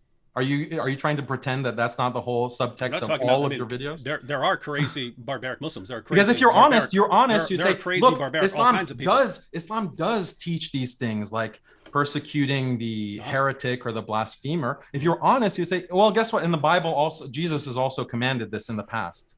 Notice if someone that would be the honest thing to do. Listen, that would be listen. If someone instead said, of hiding it from your audience. I'm granting what you're saying. If someone were to say the Old Testament never taught such and such, and the Old Testament did teach such and such, then it would be perfectly relevant to point that out. And you could point that out whether you believe in the Old Testament or not, whether you think it refutes the Old Testament or not. Look at your comment section. Look at the people who are commenting on your videos and saying, yeah, look at these crazy Muslims. Look at how barbaric Islam is. Why don't you point to all your thousands and thousands of commenters on your videos and say, hey guys, calm down. I'm only pointing out, what Islam is about. We have these same exact things in the Bible. Jesus is cool with all these things too. There's no real moral objection here, despite my goofy videos. Why don't you say that? There's obviously a problem. Notice, following what you're saying. So first, alcohol is allowed in Islam. Then later on, it's not allowed in Islam. So notice, if you were to say, hey, notice if you were to say, hey, alcohol is wrong, and I were to say, but it wasn't always. Therefore, he's being a hypocrite, and you can never say it's wrong because it was. Yeah, if I said that there is something inherently evil about alcohol and something that is. Yeah, well, in heaven, believers, the denizens of the paradise in heaven, all drink wine. Yeah, there's something inherently evil about drinking. There are evil consequences of it. It's a consequentialist point, and it's banned on that reason in Islam, and the Quran bans it. That's the wisdom behind the banning of alcohol.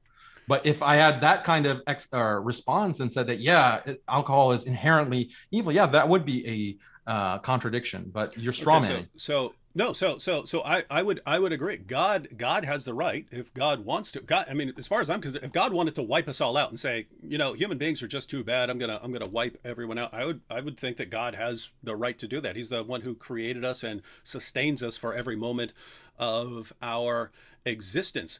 But what you have biblically is once you progress, so you have in the ancient world, so you're talking 1400 BC, very, very weird place. You have these rules for a particular parcel of land for a certain amount of time. Then when you get to the gospel, in other words, the final marching orders of Christianity. In other words, if you can contextualize all you want. Contextualize all you want. The Bible contextualizes itself. The final marching orders. If you read the Bible and say, what am I supposed to do now? I'm supposed to love everyone, to live in peace with everyone, to harm until no one, Jesus returns, to do good, to even if God.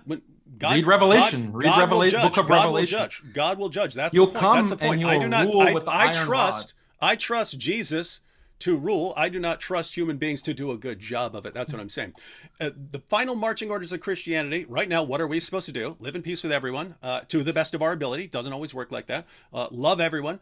That's what we're commanded to do. Final marching orders of Islam, whenever you are in a position to do so, violently subjugate the rest of the world and impose dhimmi status on people and so on. And so to act like we're in the same ballpark, it's what you can say. What you can say is, hey, I agree that God has the right to do certain things, but as far as human beings having the right to do certain things now, I'd say no, because we've been commanded to do certain things. And so if God Islam, told human beings in the Bible, hold on, God tells human beings just let David finish that thought. Past, I promise, according to you, to Daniel. do. Hold on one second, Daniel.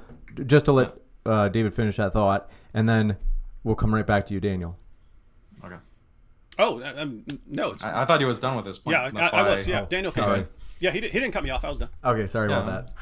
Yeah, I mean, I'm just a broken record at this point. You can go through all the contextual points that you want, no problem. I have no problem with this contextualization. I call it the magic of reinterpretation, actually. You engaged a lot of that, David. So no problem. Do that all day. But the point is that there is no moral objection that you have to expansionist war, to dhimmitude, to jizya, to punishing blasphemers, to killing heretics. You have no problem. You have no moral objection in and of itself to those things. No, you can't, because Jesus commanded those things in the Bible. You might not. You might think that, okay, now there's a period of time where it's not applicable. But you have no moral objection to any of those things. So you have no moral, you can wait. You have no moral objection. You have no moral objection to alcohol, right? In and of itself, no. Okay. Because it's something that at certain times can be made permissible by God. Then we're using the term moral very differently here. And matter of fact, let me give you an example from the Quran. So I thought that you're not supposed to bow down to various things. Allah tells everyone to bow down to Adam, and Satan says no, and then Satan gets punished for not obeying what Allah commanded. When if you look at it, Satan's saying it's not just rebellion. He's saying, wait a minute, I'm fire. He's just made of clay and earth. Why am I going to be bowing down to him? It seems like Satan was actually, from an Islamic perspective, on the right page. Wait a minute, we've got Allah here, and we're not supposed to be bowing down to some mere human. So this must just be a test. And it turns out Allah was saying, no, you have to go ahead and do it anyway. So what I'm commanding you right now is what you have to do. If you have the commands that are directed towards me, or the commands that are directed towards you, right? The command to go out and fight this group, something that's not directed towards me, and not directed towards you. There are commands that are directed towards you that aren't directed towards me. If I have commands that are directed towards me, I would say I have a moral objection to violating those commands. And you say, but there was some other time when, in a different place, thousands of years ago, where there was a different rule. Yeah, it's still required of me to obey the commands that my God commands me as part of the covenant I'm under.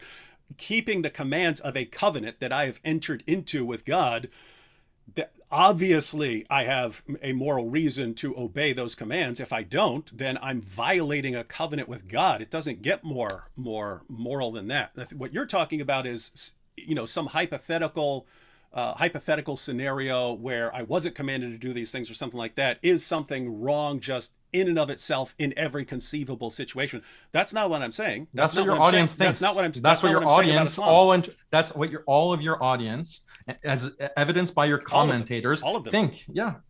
At least the ones that I see cheering for your videos, they believe that, wow, you're showing how Islam is so barbaric because it has these practices, and the kind of moral reasoning that they're using in that moment when they're watching your videos and commenting on them is that these are inherently wrong practices.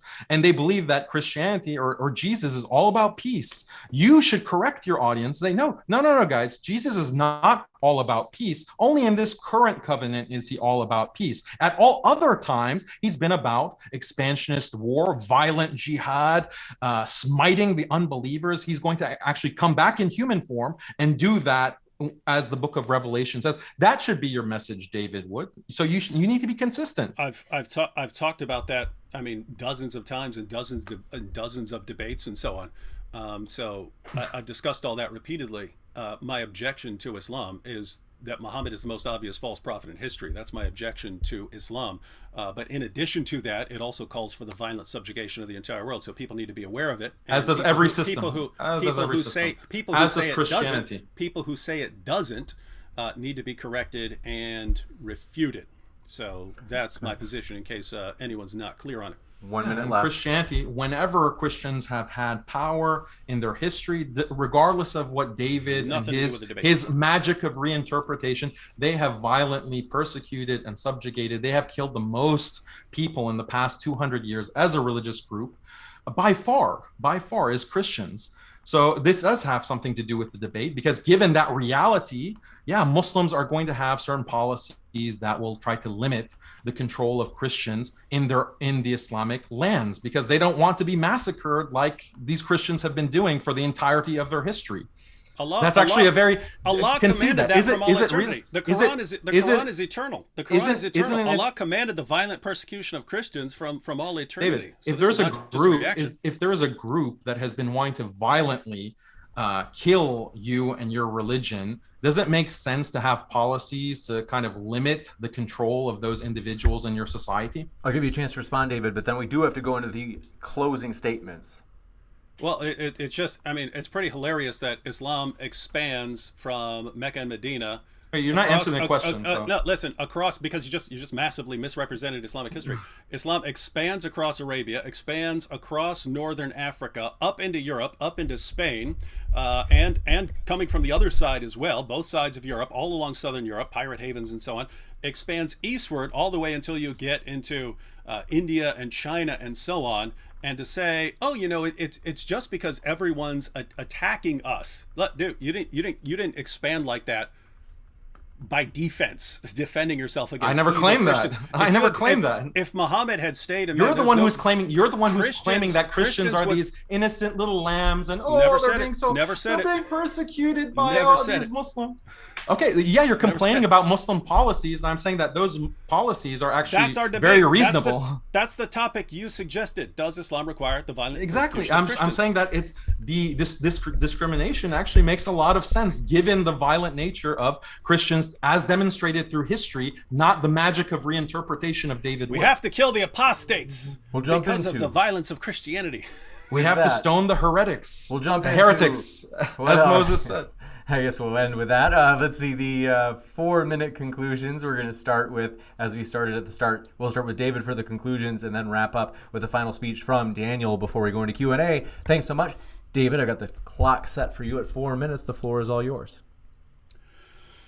All right. So as far as the actual parts where we stuck to the topic, in this debate, I've shown that Islam does require the violent persecution of Christians, given any reasonable, rational definition of what violent persecution would be. Daniel's initial response was that somehow it's not violent persecution if he regards it as just, but, you know, killing apostates and things like that. That's still violent persecution. What you just say is it's just, we have to do this, but that's an agreement. So I've shown that Islam does require the violent persecution of Christians. Islam calls for the violent subjugation of the entire world and encourages an obsession with martyrdom. This leads to the violent persecution of Christians. I showed that Muslims are commanded to subjugate Christians until Christians no longer say Jesus is Lord. This is directly out of the Quran. This is Surah 9, verses 28 to 33. Every justification and requirement for fighting Christians in that passage has to do with our basic religious beliefs and practices. So if there's a command to fight us until we pay the jizya and feel ourselves subdued, we feel ourselves subjugated, and we pay jizya in acknowledgement of our inferiority, that's violent persecution, especially when it's all based on us proclaiming that Jesus is Lord, that Jesus is the Son of God. Because we claim that Jesus is the Son of God, we have to be silenced by enforcing dimitude on us. And the pattern is we can either convert, we can relinquish our rights to at least publicly proclaim the gospel, or we can be killed. So that's obviously the violent persecution of Christians. If it's, hey, we have to violently subjugate these people to keep them from saying Jesus is Lord. And notice even there, I mean, there are passages of the Quran that talk about self-defense. Allah, in this crucial passage, does not say, hey, Christians are going to be out to get you. Christians are going to come after you. Therefore, you need to defend yourselves. What does he say? Hey, they're preaching the gospel. They're preaching that Jesus is Lord. You have to subjugate them and silence them. How are you going to do that? By sending by sending Muhammad with the religion of truth to prevail it over all religions. And I pointed out that Islam requires Muslims to execute apostates who convert to Christianity. Killing someone for converting to Christianity is obviously violent persecution. Now, Daniel seems to agree with most of what I said that's actually relevant to the debate. So it's clear that even if he wants to redefine some terms, he believes that Islam requires quite a bit of violent persecution against Christians. And so what he's arguing is, but everyone does this, that Christians have done it, that every ideology you can come up with would do the same thing. Certainly wouldn't do it in the same way. And you can just, I mean, you can ask Christians where they'd like to live. You can ask Christians in various places in the Middle East. I get messages all the time, David, can you help me get out of this country? So the proof is in the pudding here. And so what's Daniel's position? It's that everyone is doing it, and therefore we don't have the right to complain when Islam does it. But notice, this debate is not even about whether it's right or wrong. It's not about whether it shows Muhammad to be a false prophet or not, whether it shows Islam to be, a false religion or not. It's simply, does Islam require the violent persecution of Christians? And I would say, indisputably, it does. Any honest reading of the Muslim sources say that it does. So this debate was over from the opening statements. This debate was over because we really granted the core of the debate. Everything else since then has been off-topic smokescreen. Thank you very much for that closing statement, David. And we are going to kick it over to Daniel for his closing as well. How long is it? How long is the closing? That was 4 minutes. And same for you, Daniel, 4 minutes. Okay. Folks, our guests are linked in the description. Don't forget to check them out. And thanks, Daniel. The floor is all yours. All right. So a couple of points that David brought up. Islam does not subjugate Christians for teaching their religion. Ahlul Kitab, Ahlul Dhimma, the protected people within the Islamic State, are allowed to teach their religion in their churches and their synagogues. They are allowed to raise their children as Christians, as God-fearing Christians. Islam does not prevent Christians within an Islamic nation to teach the Trinity or to teach any of those kinds of beliefs. So this is a misrepresentation from David. If you go to Muslim societies today, you will find Christians that are teaching the Bible, they're teaching the Trinity. And in many of these Muslim societies, the Christians are actually doing very well socially. In Egypt, the richest Egyptian family is actually a construction company family who are Christian, Coptic Christians. On the issue of blasphemy that David keeps bringing up, all societies punish defectors and deter defection, leaving the group. All societies do this. All religions do this. This is something that is acknowledged morally, again, within the Bible. It is found in Mosaic law, and we see this within the practice of Christians. It's only liberal Christians today who have no power and who have no influence who are preaching this kind of pacifism and, oh yeah, it's fine for blasphemy to run wild, and how dare Islam have punishments for blasphemy. This is like a really weak and defeated kind of pathetic attitude from Christians to criticize, or liberalize Christians to criticize Islam for this.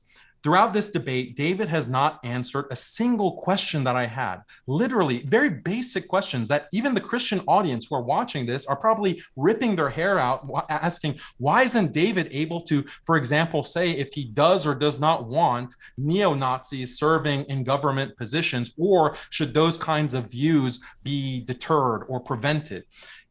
Like, such a simple question. He did not answer that. He didn't answer the question, name me one system that doesn't discriminate against religious minorities. Name me one.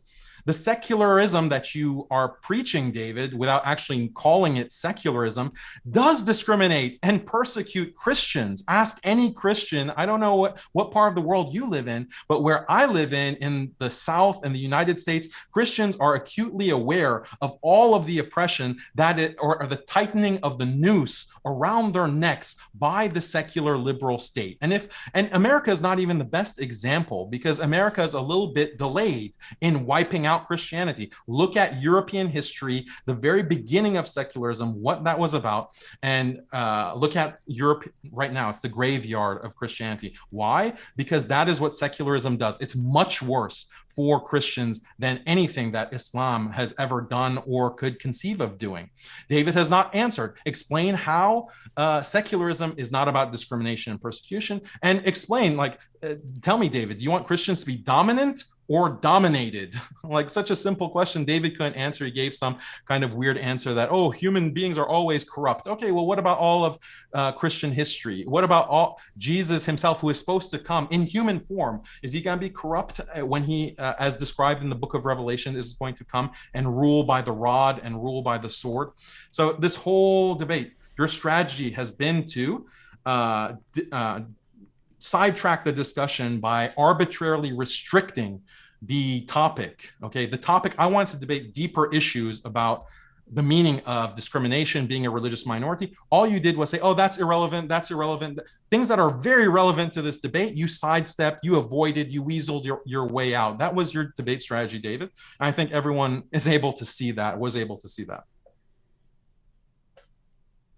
We are going to jump into the Q&A. Thanks so much for your questions, folks. If you happen to have a question, we are going to try to read through these as fast as possible. You can still submit in the live chat. If you tag me with @ModernDayDebate or put in a super chat, we put those as the first. But again, I've got to tell you, at this point even, folks, we've got so many questions. I don't know if we're going to get to any questions that you put in as of right now. So heads up on that. Just a warning, because we do have limited time. Stop Scamming Man, thanks for your question, says, hello, Daniel. There are Christians living in the peninsula. Do you think they need to be removed?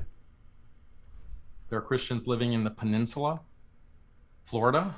No, I think it's saying because Muhammad. I think the point is, since Muhammad said that he would expel Jews and Christians from the Arabian Peninsula, leaving none but Muslims. I think that sounds like what it's asking to me. If there are Christians who are living in the Arabian Peninsula, should they be removed?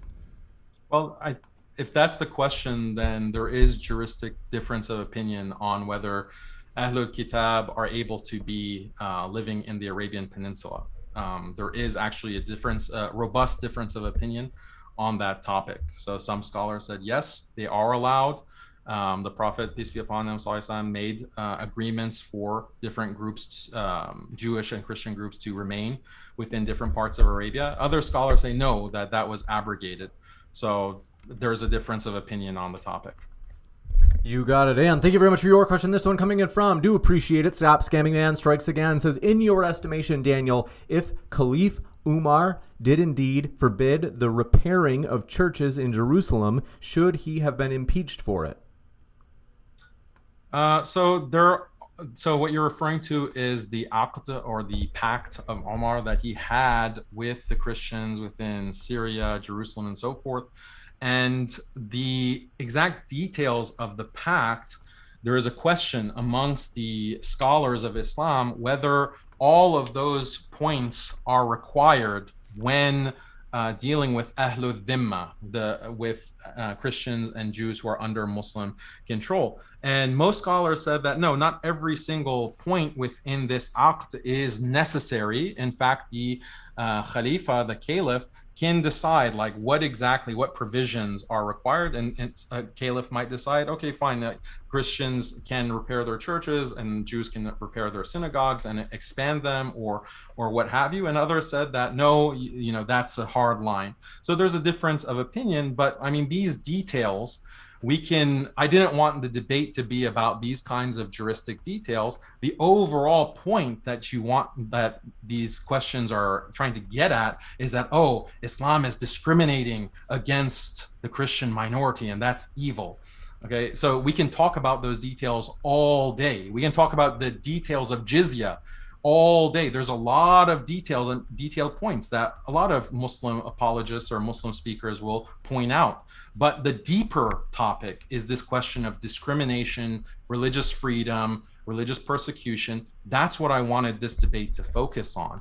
And that kind of discrimination is found in secular modern societies as well, to a much greater degree. If you have a problem with the concept of dhimmi-tude and non-Muslims being dhimmis under the Islamic State, my question to you is, why don't you have a problem with Christians and Jews and Muslims and everyone being dhimmis to essentially liberal atheists, Satanists, many pedophiles? I wonder how many of your followers, David, recognize that there are a lot of pedophiles out there, and some of them are in power. So that's the kind of concern that I wanted to elicit in Christian listeners to this debate. And of course, I invite all Christians to Islam, and I want to be very reconciliatory to Christians while accurately and honestly representing Islam. And if we can't, and if we can't have these Christians become Muslims, then at least let's work together. Let's work together against this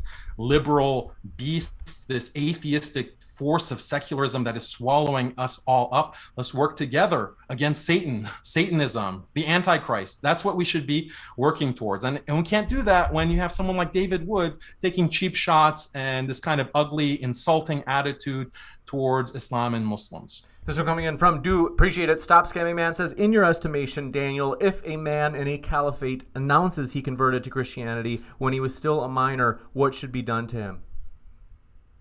If he's a minor, then he's not responsible. I mean, he wouldn't be put in the position of being a caliph. And it really depends on what he insists on as an adult. After being a minor, he reaches the point of puberty and he insists on being a Christian, then that could be a problem. But actually, honestly, I haven't read this particular example in fiqh. You have like a child who decides to become Muslim, or a Christian. He's not like, he's not baligh, he's not morally responsible at that point. But then he hits puberty. What happens to him at that point? That's a very specific mas'ala, like specific issue within fiqh that I haven't really read up fully on. So, but I mean, again, it's probably not going to be something that's in accordance with liberal secularism and liberal secular sensibilities. This one coming in from the same speaker asks, if Islam speaks of talking rocks and trees, if such were to say they converted from Islam to Christianity in a caliphate, should they be destroyed? Yes, the rocks should be destroyed. And you got it. T-Rev the Game Dev says, Daniel, you said believe in the revelations of past prophets, even though they've been corrupted, though. Would you trust an email from your bank with important financial instructions if you thought a hacker had tampered with it? I mean, this is a weird argument that David made in the previous debate, and I'm glad that now I get an opportunity to fully address this. So if you have this kind of objection to Islam, that Islam claims that the previous books were corrupted, but at the same time, the Quran will refer, and the Prophet Muhammad sallallahu alaihi wasallam will refer to the Torah and the Injil. Like, this is the objection that David brought up, the questioner just brought up. But look, the same exact thing happens in the Bible with Jesus. If you go to Jeremiah 8:8, quote, how can you say we are wise, for we have the law of the Lord, when actually the lying pen of the scribes has handled it falsely?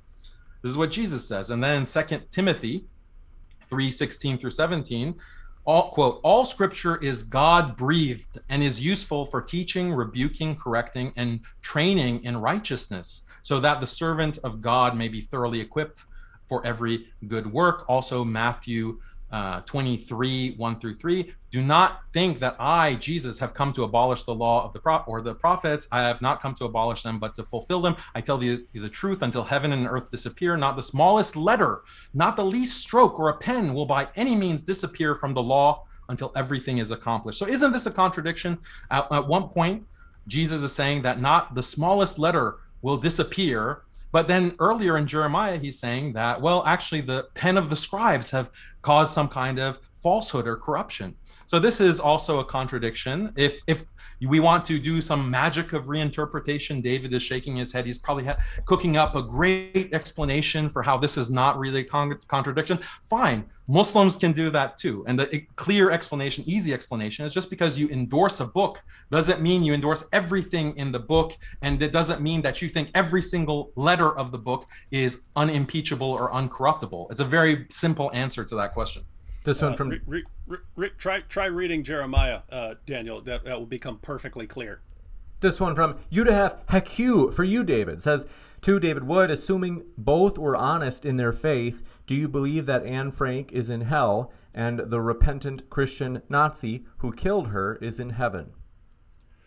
I don't claim to know those kinds of things. I just to be clear, and this, keep in mind, spent years as a Christian philosopher, exposed to lots of different ideas, and I think in terms of probabilities, like this is the main position or this is traditional Christianity, and here's this other thing, and I don't actually know how to rule that out, and so I just end up saying, okay, until I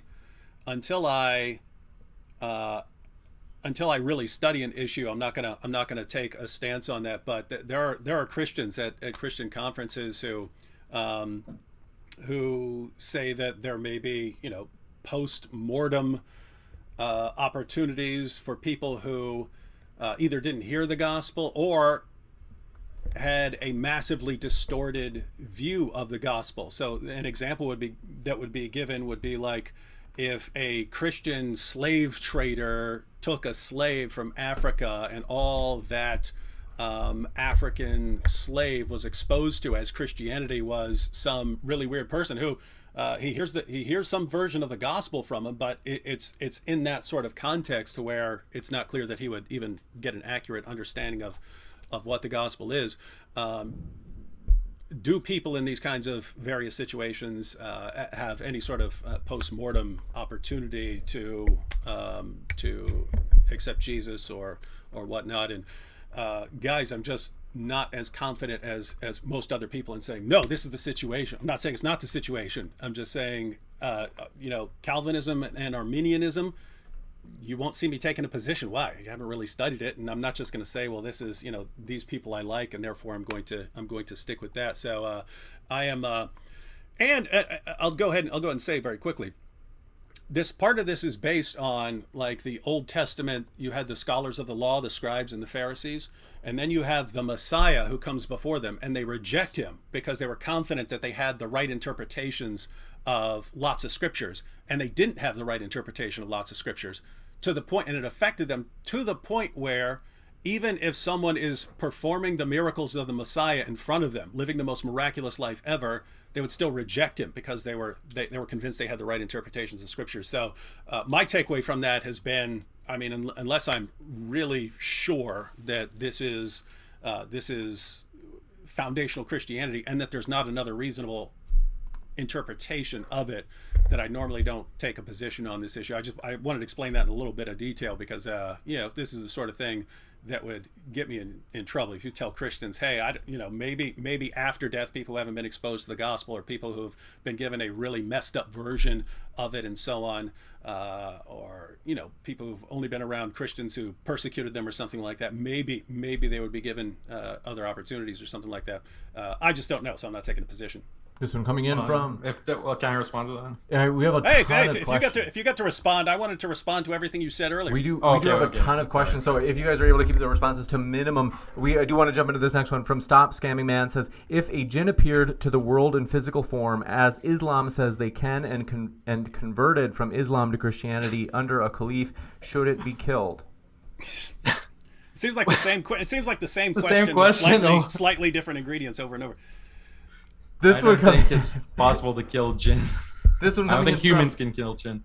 This one coming in from your old buddy, Apostate Prophet, says, Daniel, you talk about social cohesion and happiness. Why do you think executing and depressing apostates and infidels for the happiness of society is a convincing argument? It's cohesion of society. This is a pretty basic fact that people will acknowledge, that you need to have a ground of similarity. There has to be certain rules, certain things that are sacred that cannot be violated, that all agree to by threat of punishment in order to maintain a cohesive society. That exists within secular societies as well. There are certain things, and this is acknowledged by secular society and atheists as well, that you have to have certain rules. And this is why I asked David about neo-Nazis and the KKK, anti-LGBT, anti-transgender, questioning the Holocaust, like all of these kinds of boundaries and red lines that, okay, you cannot cross these lines in our secular society, because if you do, it's going to result in violence, it's going to result in disharmony, it's going to result in a lack of cohesion. Those red lines exist within every single secular society and every society that has ever existed. If you start allowing people to say and do whatever they want, and also believe anything that they want, then quickly society turns into anarchy and chaos. Again, this is acknowledged by all secular governments. And now with the internet has facilitated so much spread of bad ideas, ideas that are a threat to secular democracy. This is why the United States government has to create a Ministry of Truth or a disinformation department. Why? Because the principle, even if you don't agree with everything the Biden administration does, many secular atheists agree that you need to have a control on information. Otherwise, society breaks from the seams. So Islam also acknowledges this, except it draws the red line around a different issue. It's not about being anti whatever, LGBT or anti this or that. It's about blaspheming against God. It's about something that will matter for your afterlife, whether you recognize it or not. This is the wisdom behind prohibiting blasphemy within Islamic society and discouraging apostasy and criminalizing it in order to preserve people's afterlife. So it makes perfect sense in terms of consequentialism, in terms of even what liberal governments are doing. Everyone agrees with punishing blasphemers and even sometimes executing blasphemers. Everyone, including you, apostate prophet, including you. And I showed you that in our debate when I embarrassed you in our debate. You can go back and rewind the tape and watch how I answered this question. I just wanted the opportunity to reiterate it, that every society punishes and even executes blasphemers. So this is another empty argument against Islam. This one coming in from SWGG for you, David, says, do you condemn the U.S. occupation of Iraq, which led to the killing of millions of Muslims? If yes, then why didn't you make a video about it like you do whenever a random Muslim commits a crime? Did they say billions of Muslims? I said millions. Let me go back. Okay, yeah, well, to be clear, principles of just war theory would mean that you should take every step to avoid something like that. As far as invading, the invasion seemed to be based on a lot of false information. So, I mean, I don't control the government. I don't know what information they had to go on that we didn't have access to, but I would not be a fan of that. And yes, I think they should have taken more steps to make sure that a lot of people who died weren't dying. You got it. Thank you very much for this question. Coming in from Kwani Upstate, says he just admitted Muslims and Islam spread religion through compulsion, however forgot that his faith says there shall be no compulsion in religion. I think that's for you, Daniel. Yeah, I mean, David has debates with these kinds of moronic Muslims. I don't even know if they're Muslims. A lot of them, I think, are just agents who are trying to make Muslims look bad. And they bring up this verse, La ikraha fid din, from Surah Al-Baqarah, there will be no compulsion in religion. And David hammers them, he mocks them. He says, okay, you're using this verse to say that Islam doesn't have offensive jihad and expansionist war. You're a clown. He just clowns them basically and mocks them. But that is the exact type of reinterpretation and weaseling out that David uses in my debates with him. So it's really funny that he would mock Muslims, and I mock those kinds of Muslims too. I mock those Muslims for using one verse, La ikraha fid din, and ignoring all the context, ignoring all the history, ignoring the Sunnah, the Sirah of the Prophet sallallahu alaihi wasallam, ignoring the interpretation of thousands of years or 1400 years of scholars, and just saying La ikraha fid din. That's exactly what David Wood does when he says that Christianity is just about peace and tolerance because, Jesus, told Peter to lay down his sword in the Garden of Gethsemane. And all of the Christian scholars, almost all of them, the vast majority, agree that Christianity has violent expansionism, and this is what Jesus actually wants. This is what God actually wants. And we didn't actually get to this part of the debate, but there were many within the first 300 years of Christianity, Christians who were part of the Roman army and who were actually involved with the Roman expansion of the Roman Empire against heretics and other groups that the Romans wanted to wipe out. Christians had no problem with being part of expansionist wars from the very beginning of their history, but Christians do not want to acknowledge this because it undermines their entire pacifist revision of their religion. You got it. Thank you very much for this question. Coming in from Magic Sense, says Christians and liberals also endorse violence against Muslims. This whole debate is pointless. Thoughts from either of you? What was that? They said Christians and liberals also endorse violence against Muslims. This whole debate is pointless. I have a feeling it's more for you, David. Yeah, it's. What do you mean endorse violence against Muslims? You mean like, Muslims who are terrorizing people, or I don't know what you're saying. If someone were to say, hey, we're going to go kill Muslims for being Muslims or for converting to Islam or something like that, I would object to that in the same way I would object to Islamic laws of apostasy. So there seems to be this tendency to say, here, Islam has, called for the violent subjugation of the world for 14 centuries. And whenever it's been in a position to subjugate the unbelievers in the name of Allah, it does so. The only times it stops violently subjugating the world is when someone actually physically stops it with an army. And we point this out, and hey, look at what it calls for. This is not good for the world. It calls for the violent subjugation of the world, calls for killing apostates, calls for oppressing Christians, and so on. And we say, hey, we don't want to live like that. And then the response is, but look at what Western nations do to Muslims. And you can obviously have unjust things that happen, but I mean, if the West really wanted to just wipe out the Islamic world, it could. We don't want to. And if people were trying to do it, and if people were going on a killing spree or killing people for converting to Islam or something like that, I think we'd have too many people who object to it here. So don't put them in the same ballpark here. You can't say, Islam promotes killing, but Western nations have killing as well. Yeah, very, very different situations for the killing. Well, I had thoughts on this question too. Oh my goodness! If it's really, we weren't sure. We weren't sure if this was for you. Oh, okay, all right, go ahead.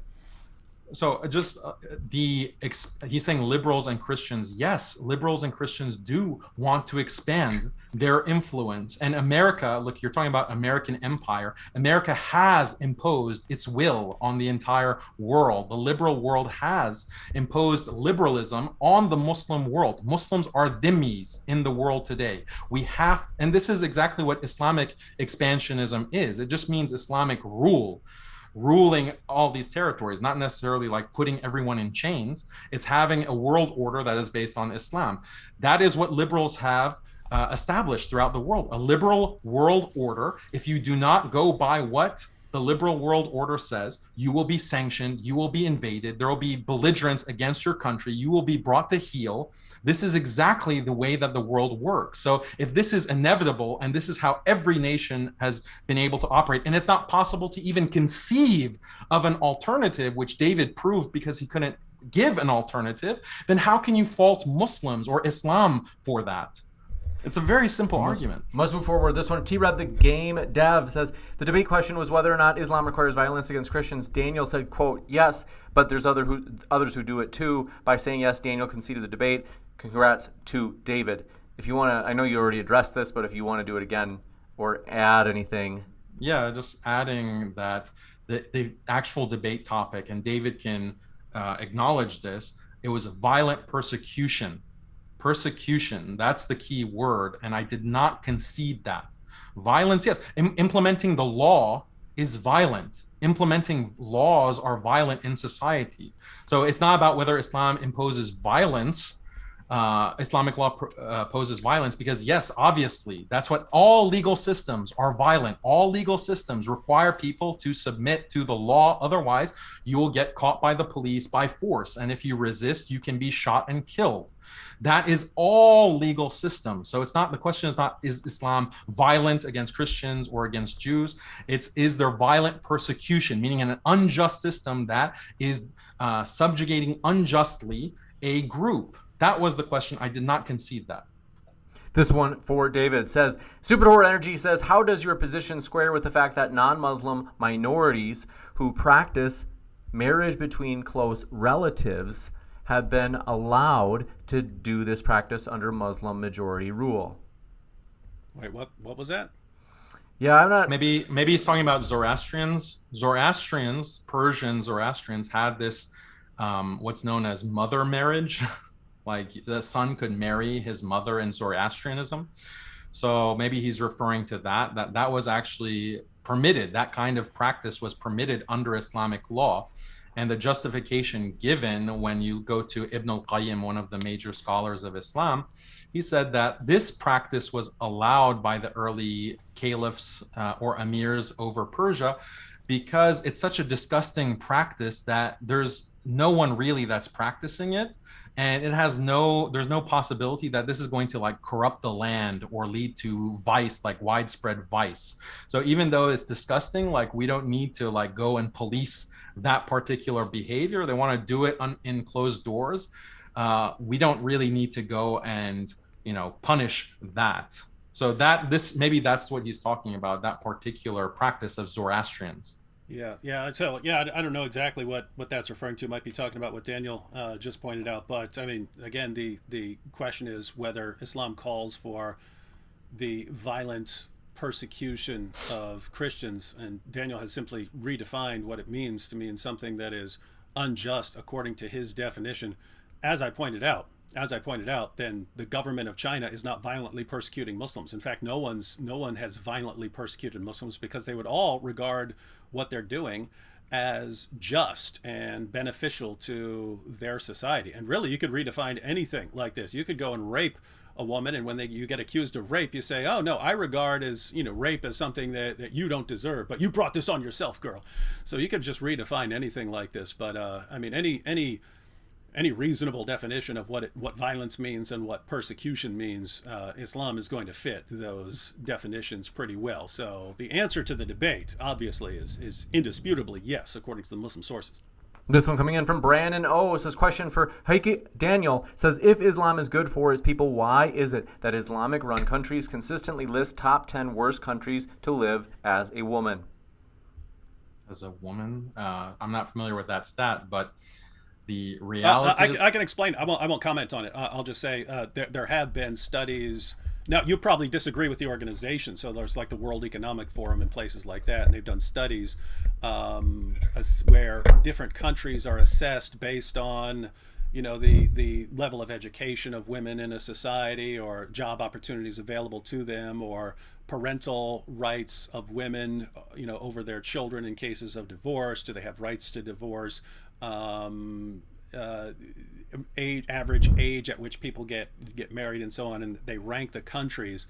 And in I've seen a couple of different versions of this, but it's always like 11 out of 12 of the worst places in the world based on these criteria are Muslim countries, or it'll be like 17 out of 18 or something like that. So I think that's what they're referring to, but I know you're going to probably disagree with the organizations and the criteria. Yeah, the criteria, I mean, you can define the criteria however you want and say that, we define women's status in a country by how many Fortune 500 CEOs they have in their country.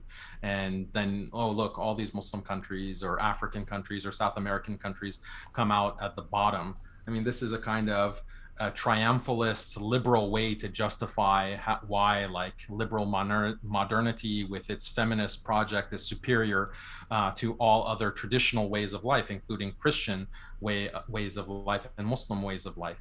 So yeah, these criteria, when you look at how they define it, it's all just based on liberal feminism. Like, do women have access to abortions? Like, how much is their abortion access?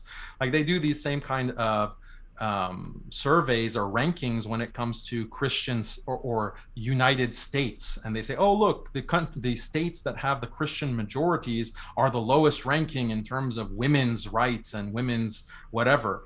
So this is just a liberal secular bias. We should look at happiness. We should look at this is one criteria, is women's happiness. It's not the end all be all, because sometimes women's happiness or men's happiness might be lower in service of a larger goal, like serving God or living according to God's plan. But just on this basis of women's happiness in Western countries have been plummeting over the past 50 and 60 years. And this has become a kind of a paradox, because it seems like women's rights, according to feminism, are increasing. There's more reproductive rights, more abortion, more divorce, more whatever, but women's happiness is actually plummeting. Why is this? It seems like Christian women are happier with their, patriarchal, Bible-thumping marriages, or Catholics where they don't believe in divorce. Their marriages are happier. This is a conundrum for liberals. And as a Muslim, I'll acknowledge that Christian marriages have much better chance of surviving and being healthy and being productive than atheist liberal marriages, and same with Muslim marriages and Muslim women and Muslim ways of life. That's the thing about me. Like, I am a supporter of a Christian dominated society. I think women will be much happier and society will be much better in a Christian society. I would love to live in a truly Christian society and acknowledge that I'll be a Muslim dhimmi under Christians, as opposed to being a Muslim dhimmi under these secular liberal atheists that are crushing religion, crushing all believers. So, but I'm sorry to say that David does not recognize that and doesn't reciprocate. This one, you're sorry that I don't want to make you my dhimmi. this one coming Compared in to atheists, yeah, I'd rather be your dhimmi than like Apus. Apus's dhimmi. This one coming in from Gabriel Garcia. They're committed. They said, I, Gabriel, personally challenged David Wood to a discussion through debate on Modern Day Debate, with thy topic being, quote, this is Christianity, true or false? For I say false. David Wood, can we make this happen? I did not understand any of that debate on this is Christianity. I wouldn't understand the topic, so...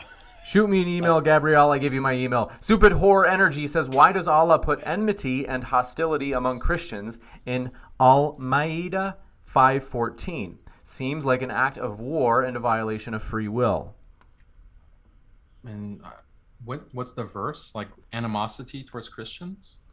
They said, put enmity and hostility, or hatred and hostility among Christians in Al-Ma'idah 5:14.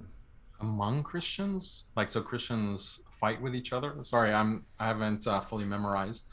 Yeah, you're right. So I don't know. I'm new to it as well. Stupid Whore Energy, let me know if you want to clarify that. But this one coming in from Kwani Upstate says to Daniel. I could just read the verse real quick. You bet. And with those who say we are Christians, we made a covenant, but they neglected a portion of what they were reminded of. Therefore, we excited among them enmity and hatred to the day of resurrection, and Allah will inform them of what they did. And so Cheryl Lee What's the verse number? 5:14 says, so we have caused enmity and hatred among them till the day of resurrection. So it looks like Allah is saying enmity, and he's causing enmity and hatred among Christians or something like that. Yeah, so I mean, is there something relevant to the debate on that? Like, I think there has been a lot of animosity and hatred amongst Christians. No, I think it's saying it's saying Allah did that. I think that's the objection. It's saying why did Allah do it? Yeah, so this is something that Allah controls, and this is something that God controls as specified in the Bible as well. God is also deceiving and scheming in the Bible. God is also putting hatred in the hearts in the Bible. We can go and look up the verses as well, but these same things exist. This is not like a actual theological distinction, as far as I can tell, between Islam and Christianity or even Judaism. This is coming in from, do appreciate your question as well. For David, SWGG says, David, don't you think that the U.S. wouldn't have the highest rate of single motherhood in the world if it was ruled by Islam instead? This is that situation. This is that situation that we see repeatedly. If Islam would prevent some problem in some way, therefore, what would your objection to Islam be? Like if I say, oh, I sprained my finger, it really hurts, and someone says, oh, well, let me, stab you in your face with a rusty screwdriver. That'll make you forget all about, the problem with the pinky. Well, that's true. It doesn't mean I want to be stabbed in my face with a screwdriver. I mean, the idea that, hey, there are these problems and Islam is the solution. I mean, it's almost like you could pick anything and start picking out problems with it, and therefore present some solution that is not actually a solution. So you could take the medical field and say, look at all the malpractice, and look at all the people dying in hospitals, and look at the injustice, the rich people, they get better care, and look at all these problems. Therefore, you know what we need as a solution to all these problems that we point out? You know what we need as a solution? Leeches. We need to go back to leeches, and if we go to leeches, then we're solving all the problems with leeches. Then we just won't have this problem. And yeah, you could point out problems. That makes sense to point out the problems, but leeches would not be the solution. That would be a solution that no one wants. No one wants to have. Would not improve the situation. So the idea that, hey, in order to lower divorce rates, we should adopt Islam. You're going to need a better case for Islam than that. This one coming in from, do appreciate your question.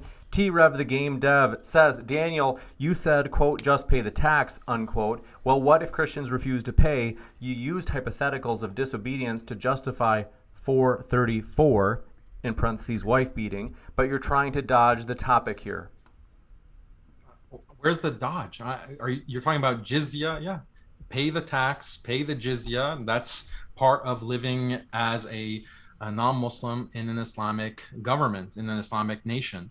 Same thing within secularism. You can argue whether a jizya is more burdensome as a tax burden, or the actual tax burden that exists in all of these secular countries. We just came out of tax season in the United States, and it's quite a large amount of your income goes directly to the government. And if you don't pay the government its taxes and get the IRS on your tail, let me tell you, it's not a pleasant experience. And if you try to dodge the IRS, the police are going to come after you. Actually, maybe the federal agencies will come after you. And if you refuse, them arresting you, putting you in jail, seizing your property, putting a lien on all your property, you lose everything that you own. They are justified in using deadly force to take you in. That's what the secular state does for those who do not pay their taxes. Is quite bloody, it's quite violent, it's quite coercive, and many people suffer from it and object to it, including many Christians, maybe more conservative and Bible-based than David, but this is the reality of all systems of government, and Christians as well. If they didn't kill you in history, if they didn't subjugate you through death because you're a heretic or because you're a pagan, they would also tax you, and they would extract these kinds of tributes from you. And they are continuing the practice of the Roman emperor and the Roman Empire. And this is why Jesus says in the Bible, render unto Caesar what is Caesar, and render unto God what is God. And Paul also praises leaders and say, pay the taxes to them. So in the same light, if Muslims are the rulers, then Paul himself and Jesus himself would say, render unto the caliph what is the caliph's, render the jizya to the caliph. So I don't see any kind of problem here for Islam. This one coming in from, do appreciate your question. In the nick of time, says Daniel, my Muslim friend donated his zakat to a church by cooking food in their soup kitchen for 100 people and serving those hungry people. Is he going to hell for helping Christians? Wait, the question is, I did that? No, they're saying he their said Muslim friend. He said a friend did his zakat by helping feed people at a Christian, I guess, soup kitchen or something like Correct. that. And so is he in trouble for that, according to Islam?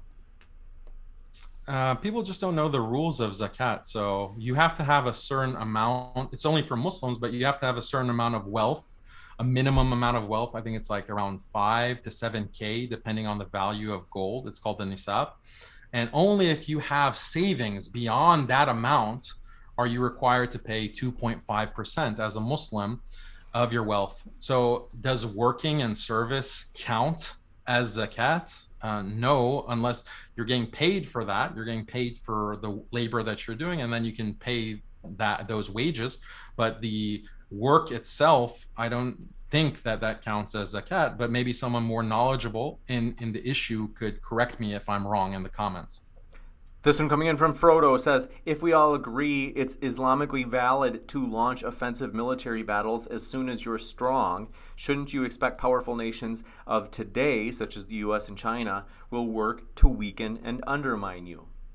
They are working to weaken and undermine. That is the history. Like, this is not a theoretical. This is actually what the strategy that was taken by the colonial powers, by liberal atheist powers, starting from the 18th century, end of 18th century, beginning of 19th century. That's the colonial project. They did recognize that Muslims are powerful, Muslims are dangerous, and that they need to be exterminated. The original plan was to exterminate Muslims. They weren't able to do that, even though they killed millions, genocided millions, supposedly the enlightened race, because they were trying to take over the world. It didn't work out for them, so they figured out a better strategy was to subjugate Muslims and prevent them from organizing, prevent them from teaching their religion, prevent them from teaching the Quran. And by the way, this is the same strategy that they take with Christians. They are trying to declaw Christians. They have been for the past 200 plus years, because they recognize Christians are dangerous. Christians will take over. Christians will fight for their beliefs. Christians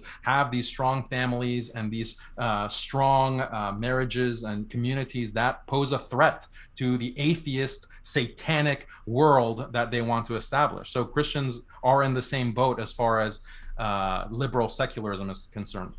Since that was kind of general, I'd like to comment on that as well. So Daniel and I agree, and I don't see how anyone could get around it, that Islam does call for offensive jihad, so that when Muslims are in a position to expand and so on, that they're supposed to. And so the question had to do with other nations and other ideologies and so on being aware of that and then taking steps to prevent being subjugated by Islam. I just wanted to add that according to Daniel's own definitions and what is right and wrong and what is acceptable and so on, based on what he said, because notice earlier he was saying, but we have to deal with Christians in this way, because if we don't, then the Christians would get us. And he's acknowledged that all ideologies do this, and he doesn't seem to be condemning it some of the time. So it looks like, according to Daniel's definitions, that it would be entirely justified for all non-Muslim nations to subjugate Muslim nations, and it would be justified for China to oppress Uyghurs, because they would understand that if given the opportunity in the future, these Muslims would be inclined to take over and try to subjugate them, and therefore preemptively should subjugate all non-Muslims and should engage in these kinds of things. Just to be clear, I'm not saying do that. I'm saying according to Daniel's explanations there, it looks like he would have to regard, to be consistent, he would have to regard it as completely moral and consistent and justifiable to subjugate the entire Muslim world to avoid being conquered. No. So we must. There's two we got to move on pretty quick here. No. I need to respond to this, because this is David introduced some points here. The point that I'm making in this entire debate is that discrimination as a tool is something that everyone uses. That doesn't mean that all sorts of discrimination are the same. The thing about liberal, atheistic, or even Chinese or communist discrimination is that it's meant to wipe out religion, it's meant to wipe out families, and it presses this kind of individualism. So that type of discrimination is more pernicious than anything Islam has regarding Ahlul Dhimma, and also what Christianity has. And that's why I say that I would prefer being a minority, a discriminated, persecuted minority under Christians than under communists or under liberal secular atheists. because it's not just pure relativism that, oh, discrimination is discrimination. That's not my point. My point is that, yeah, there can be differences, and some forms of discrimination are better and they're objectively more conducive to happiness, both in this life and the next life. So that's my point. And then also the discrimination as a tool, or even war as a tool, the idea is that you are using it as a tool, but the point is you're spreading goodness. Islam is here to spread values of goodness that benefits all of humanity, and the war is just a tool for doing that. The discrimination is a tool for doing that, whereas liberals or the Chinese, when they're spreading their influence, they are trying to spread this atheism, this godlessness, this Satanism. So it's bad for that reason, not because war in and of itself is bad, not because violence in and of itself is bad, not because discrimination in and of itself is bad. So I can very consistently object to Chinese discrimination of Muslims, liberal secular persecution of Muslims. I can object to that on a very consistent basis, because my argument is that they are spreading godlessness, they're spreading evil, they're spreading all kinds of Satanism. And the objection to Christians who would dominate Muslims, I am saying that, yeah, that's a better form of discrimination, but ultimately I do disagree with the Trinity, and therefore that's why I disagree with it. As the Trinity controlling the world, is Christian doctrine controlling the world. Forward. That's my objection, not with the discrimination itself. Many questions left. So Joel Siraj says, Daniel needs to understand the difference between physical dispensation and spiritual dispensation. The thing is, he knows it was different back then, but he willingly is taking verses out of context. We know this. No, like it's physical. It was physically applied according to the Bible as commanded by God. So there can't be a moral objection to the physical implementation of law and order against the blasphemer, against the pagan, against the heretic. And this is exactly what Augustine actually argues when Christians took power. This was in the 4th century. And Augustine is trying to justify, well, now we're in power, we are going to start punishing heretics, we're going to start getting involved in these expansionist wars. That is justified. Why? Because Jesus himself in the New Testament is described in the Gospels as cleansing the temple, and he is using a whip to scourge. He is overturning the tables. He is using force. It's not just spiritual, it's bodily. It's something that he is actually doing in the world, not just spiritually. And this is what justifies Christians from using coercion in order to establish God's law. This is what Augustine argues, and it becomes a very compelling argument. This becomes the basis of the just war tradition. It wasn't a liberal tradition, and I recommend reading about this in Just War Tradition, a book by David Corey, I believe is his name, and he explains how coercion is part and parcel of a correct understanding of the Christian tradition. This one coming in from, do appreciate your question. Slappy says, Matthew 18:17, quote, and if he will not hear them, tell the church. And if he will not hear the church, let him be to thee as the heathen and publican. The early church teaches freedom of religion is heresy. So I think that's for you, that's David.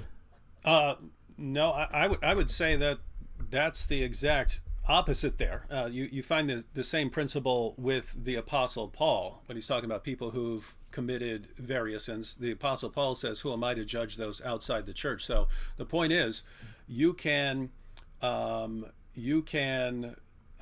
violate moral commands consistently enough to the point where the church says, look, there's the door.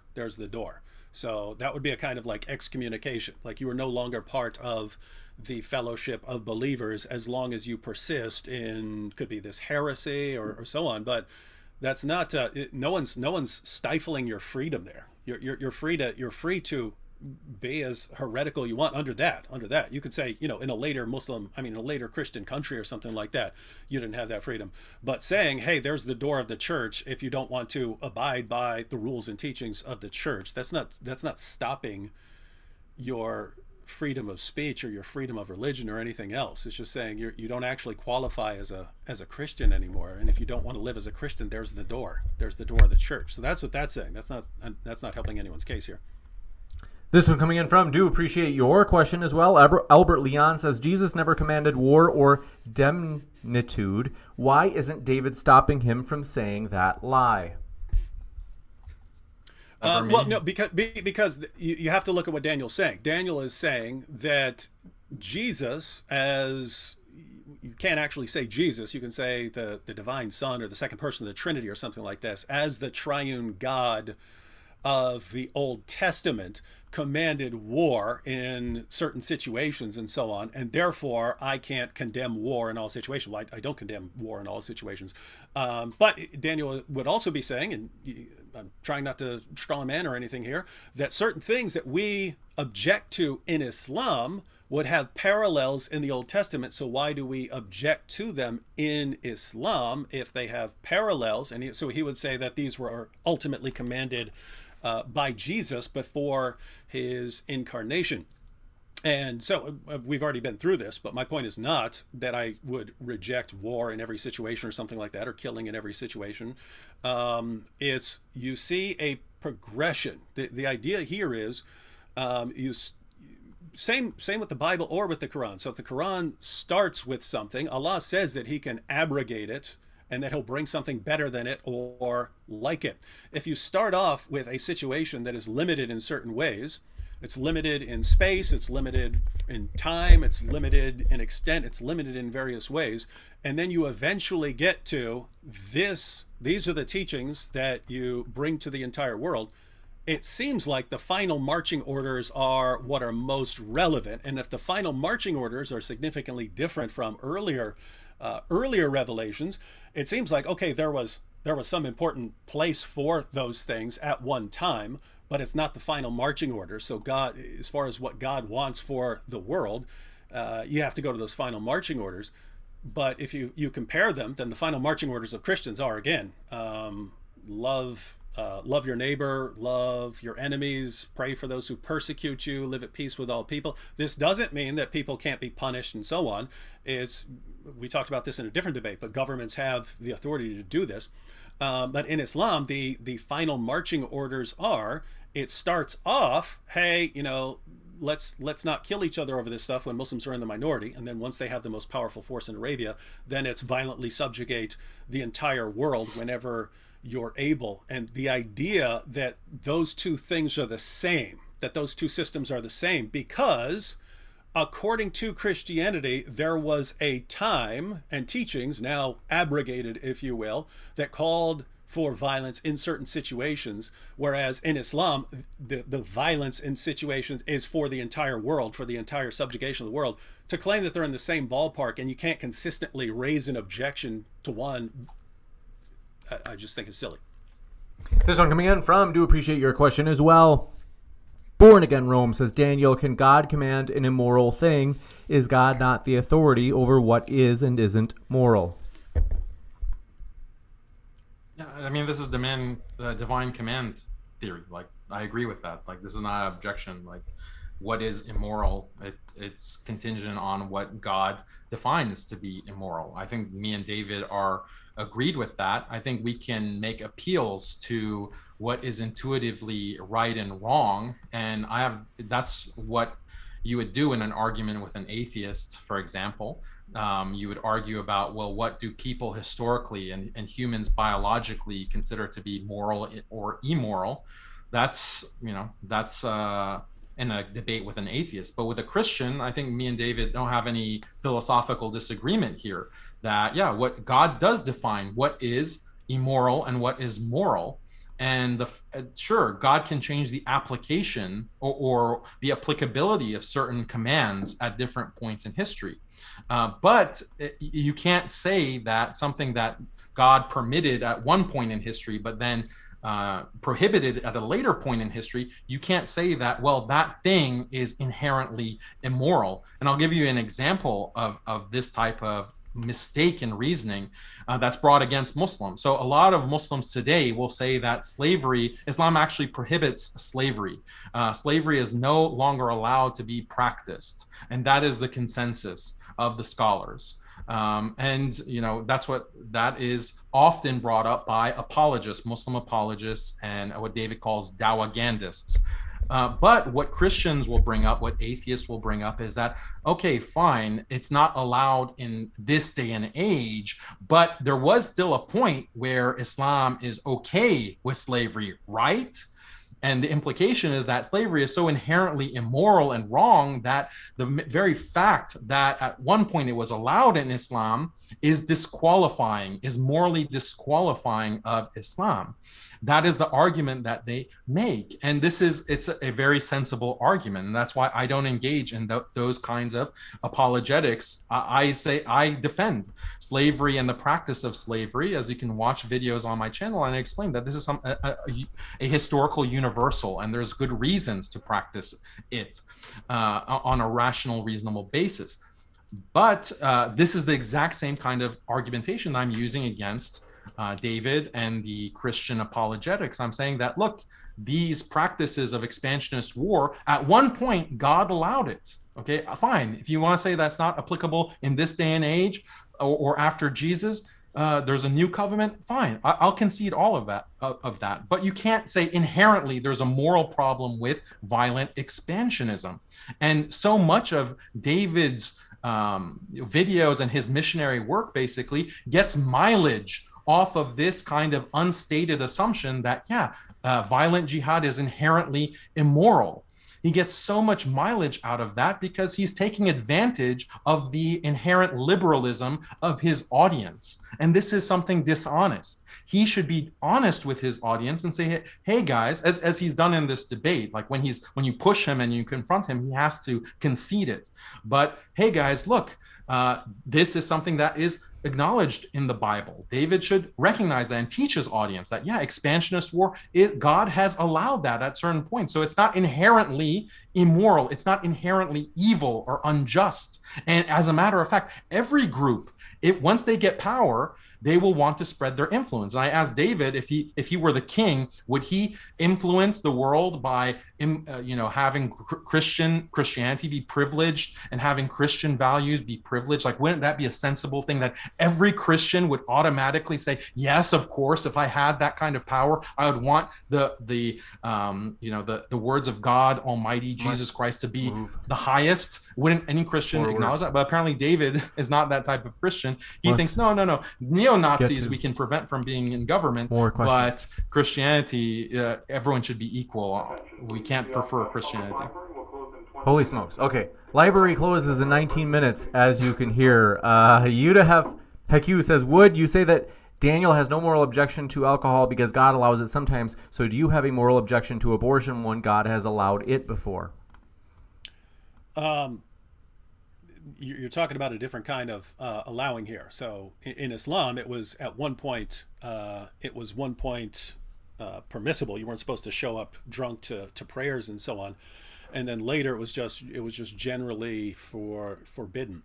That's very different from saying that, abortion is allowed in the United States. Do you still oppose abortion? So I would say that abortion is wrong. You're stopping the actualization of the image of God in someone. So if Daniel actually wanted to know if I were making rules, and this will get me in trouble with a lot of people. If I were actually making rules and I were king of the world, I would outlaw abortion. So we can say that. This one coming in from Slappy says Romans 13, 1 through 14 proves the Catholic truth against religious liberty of false religions. I support you, David, but don't reject Christian tradition. That I don't know how you're reading this differently as a Catholic, but this is not talking about Christian rulers. It could be referring to a Christian ruler, but Romans 13 is about submission to authorities, and it's saying authorities are established by God. In other words, governments have authority. Doesn't mean they do what's right. It doesn't mean you don't call on them to do what's right, but they have authority to punish wrongdoers. So that's not talking about, I don't know how that's, I mean, the authorities, when the Apostle Paul is talking right there, would have been Roman authorities. So he's saying don't disobey the Roman authorities unless it's something that clearly is just a violation of your Christian belief. Because Christians did that when they were told, hey, you need to burn these incense to Caesar and say Caesar is Lord. That's when they said no. Hey, if you want to come up with rules about not doing this and not doing that, we're fine, until it actually is something essential to our faith. But so in Romans 13, the Apostle Paul talks about submitting to authorities having power from God. So that's exactly what I believe. In fact, I brought that up, I think, quite a bit in our last debate, but also here in Romans 13 to tie into what I've been saying in this debate, starting in verse 8. Owe no one anything except to love each other, for the one who loves another has fulfilled the law. For the commandments, you shall not commit adultery, you shall not murder, you shall not steal, you shall not covet, and any other commandment are summed up in this word: you shall love your neighbor as yourself. Love does no wrong to a neighbor, therefore love is the fulfilling of the law. And it's just interesting because Daniel would regard me saying, hey, that's what I'm commanded. I'm commanded to love people as the fulfillment of the law. And Daniel would say, well, this is the miracle of reinterpretation. I'm just reinterpreting. It's not miracle of reinterpretation to say these are the final marching orders. These are the commands that are directed towards me. Yes, God can have different covenants with people, and God can judge the world if he wanted, and God could have made different rules and different commands if he'd wanted to. But what I'm actually called to obey are these commands, and I'm going to obey them. And whenever I say, hey, these are the commands that are actually directed towards me, commands that are part of a different covenant, not directed towards me, I'm going with the commands that are directed towards me. The response is, it's the miracle of reinterpretation. Well, we are going to read just the questions that we absolutely can, folks. So sorry if I don't get to your question. Email me at moderndaydebate@gmail.com if we didn't get to your question. I am sorry about that, because I am going to get kicked out of here in about 5 minutes. I've got to run. This one coming in from T-Rev, the game dev, says, Daniel, you're clinging on to violence from the old obsolete covenant to fit your narrative. If you worked for a company and they changed their policy, would you still abide by the previous policy and ignore the new one? Completely misses the point that I just have repeated and what David said himself right now. Like, yeah, I can see, okay, fine. According to Christianity, the old covenant is obsolete. Okay, fine. It's obsolete. Let's just concede that. But still, you have no moral objection to violent expansionism or subjugation or expanding the influence of Christianity. You have no objection to that. And by the way, quoting these verses about loving your enemies and loving your neighbors, you can love people and also force them to follow something that will be beneficial for them. Parents do this all the time. Parents will coerce their children to abide by things that are going to be ultimately beneficial for those children. In the same way, Christian scholars believe that loving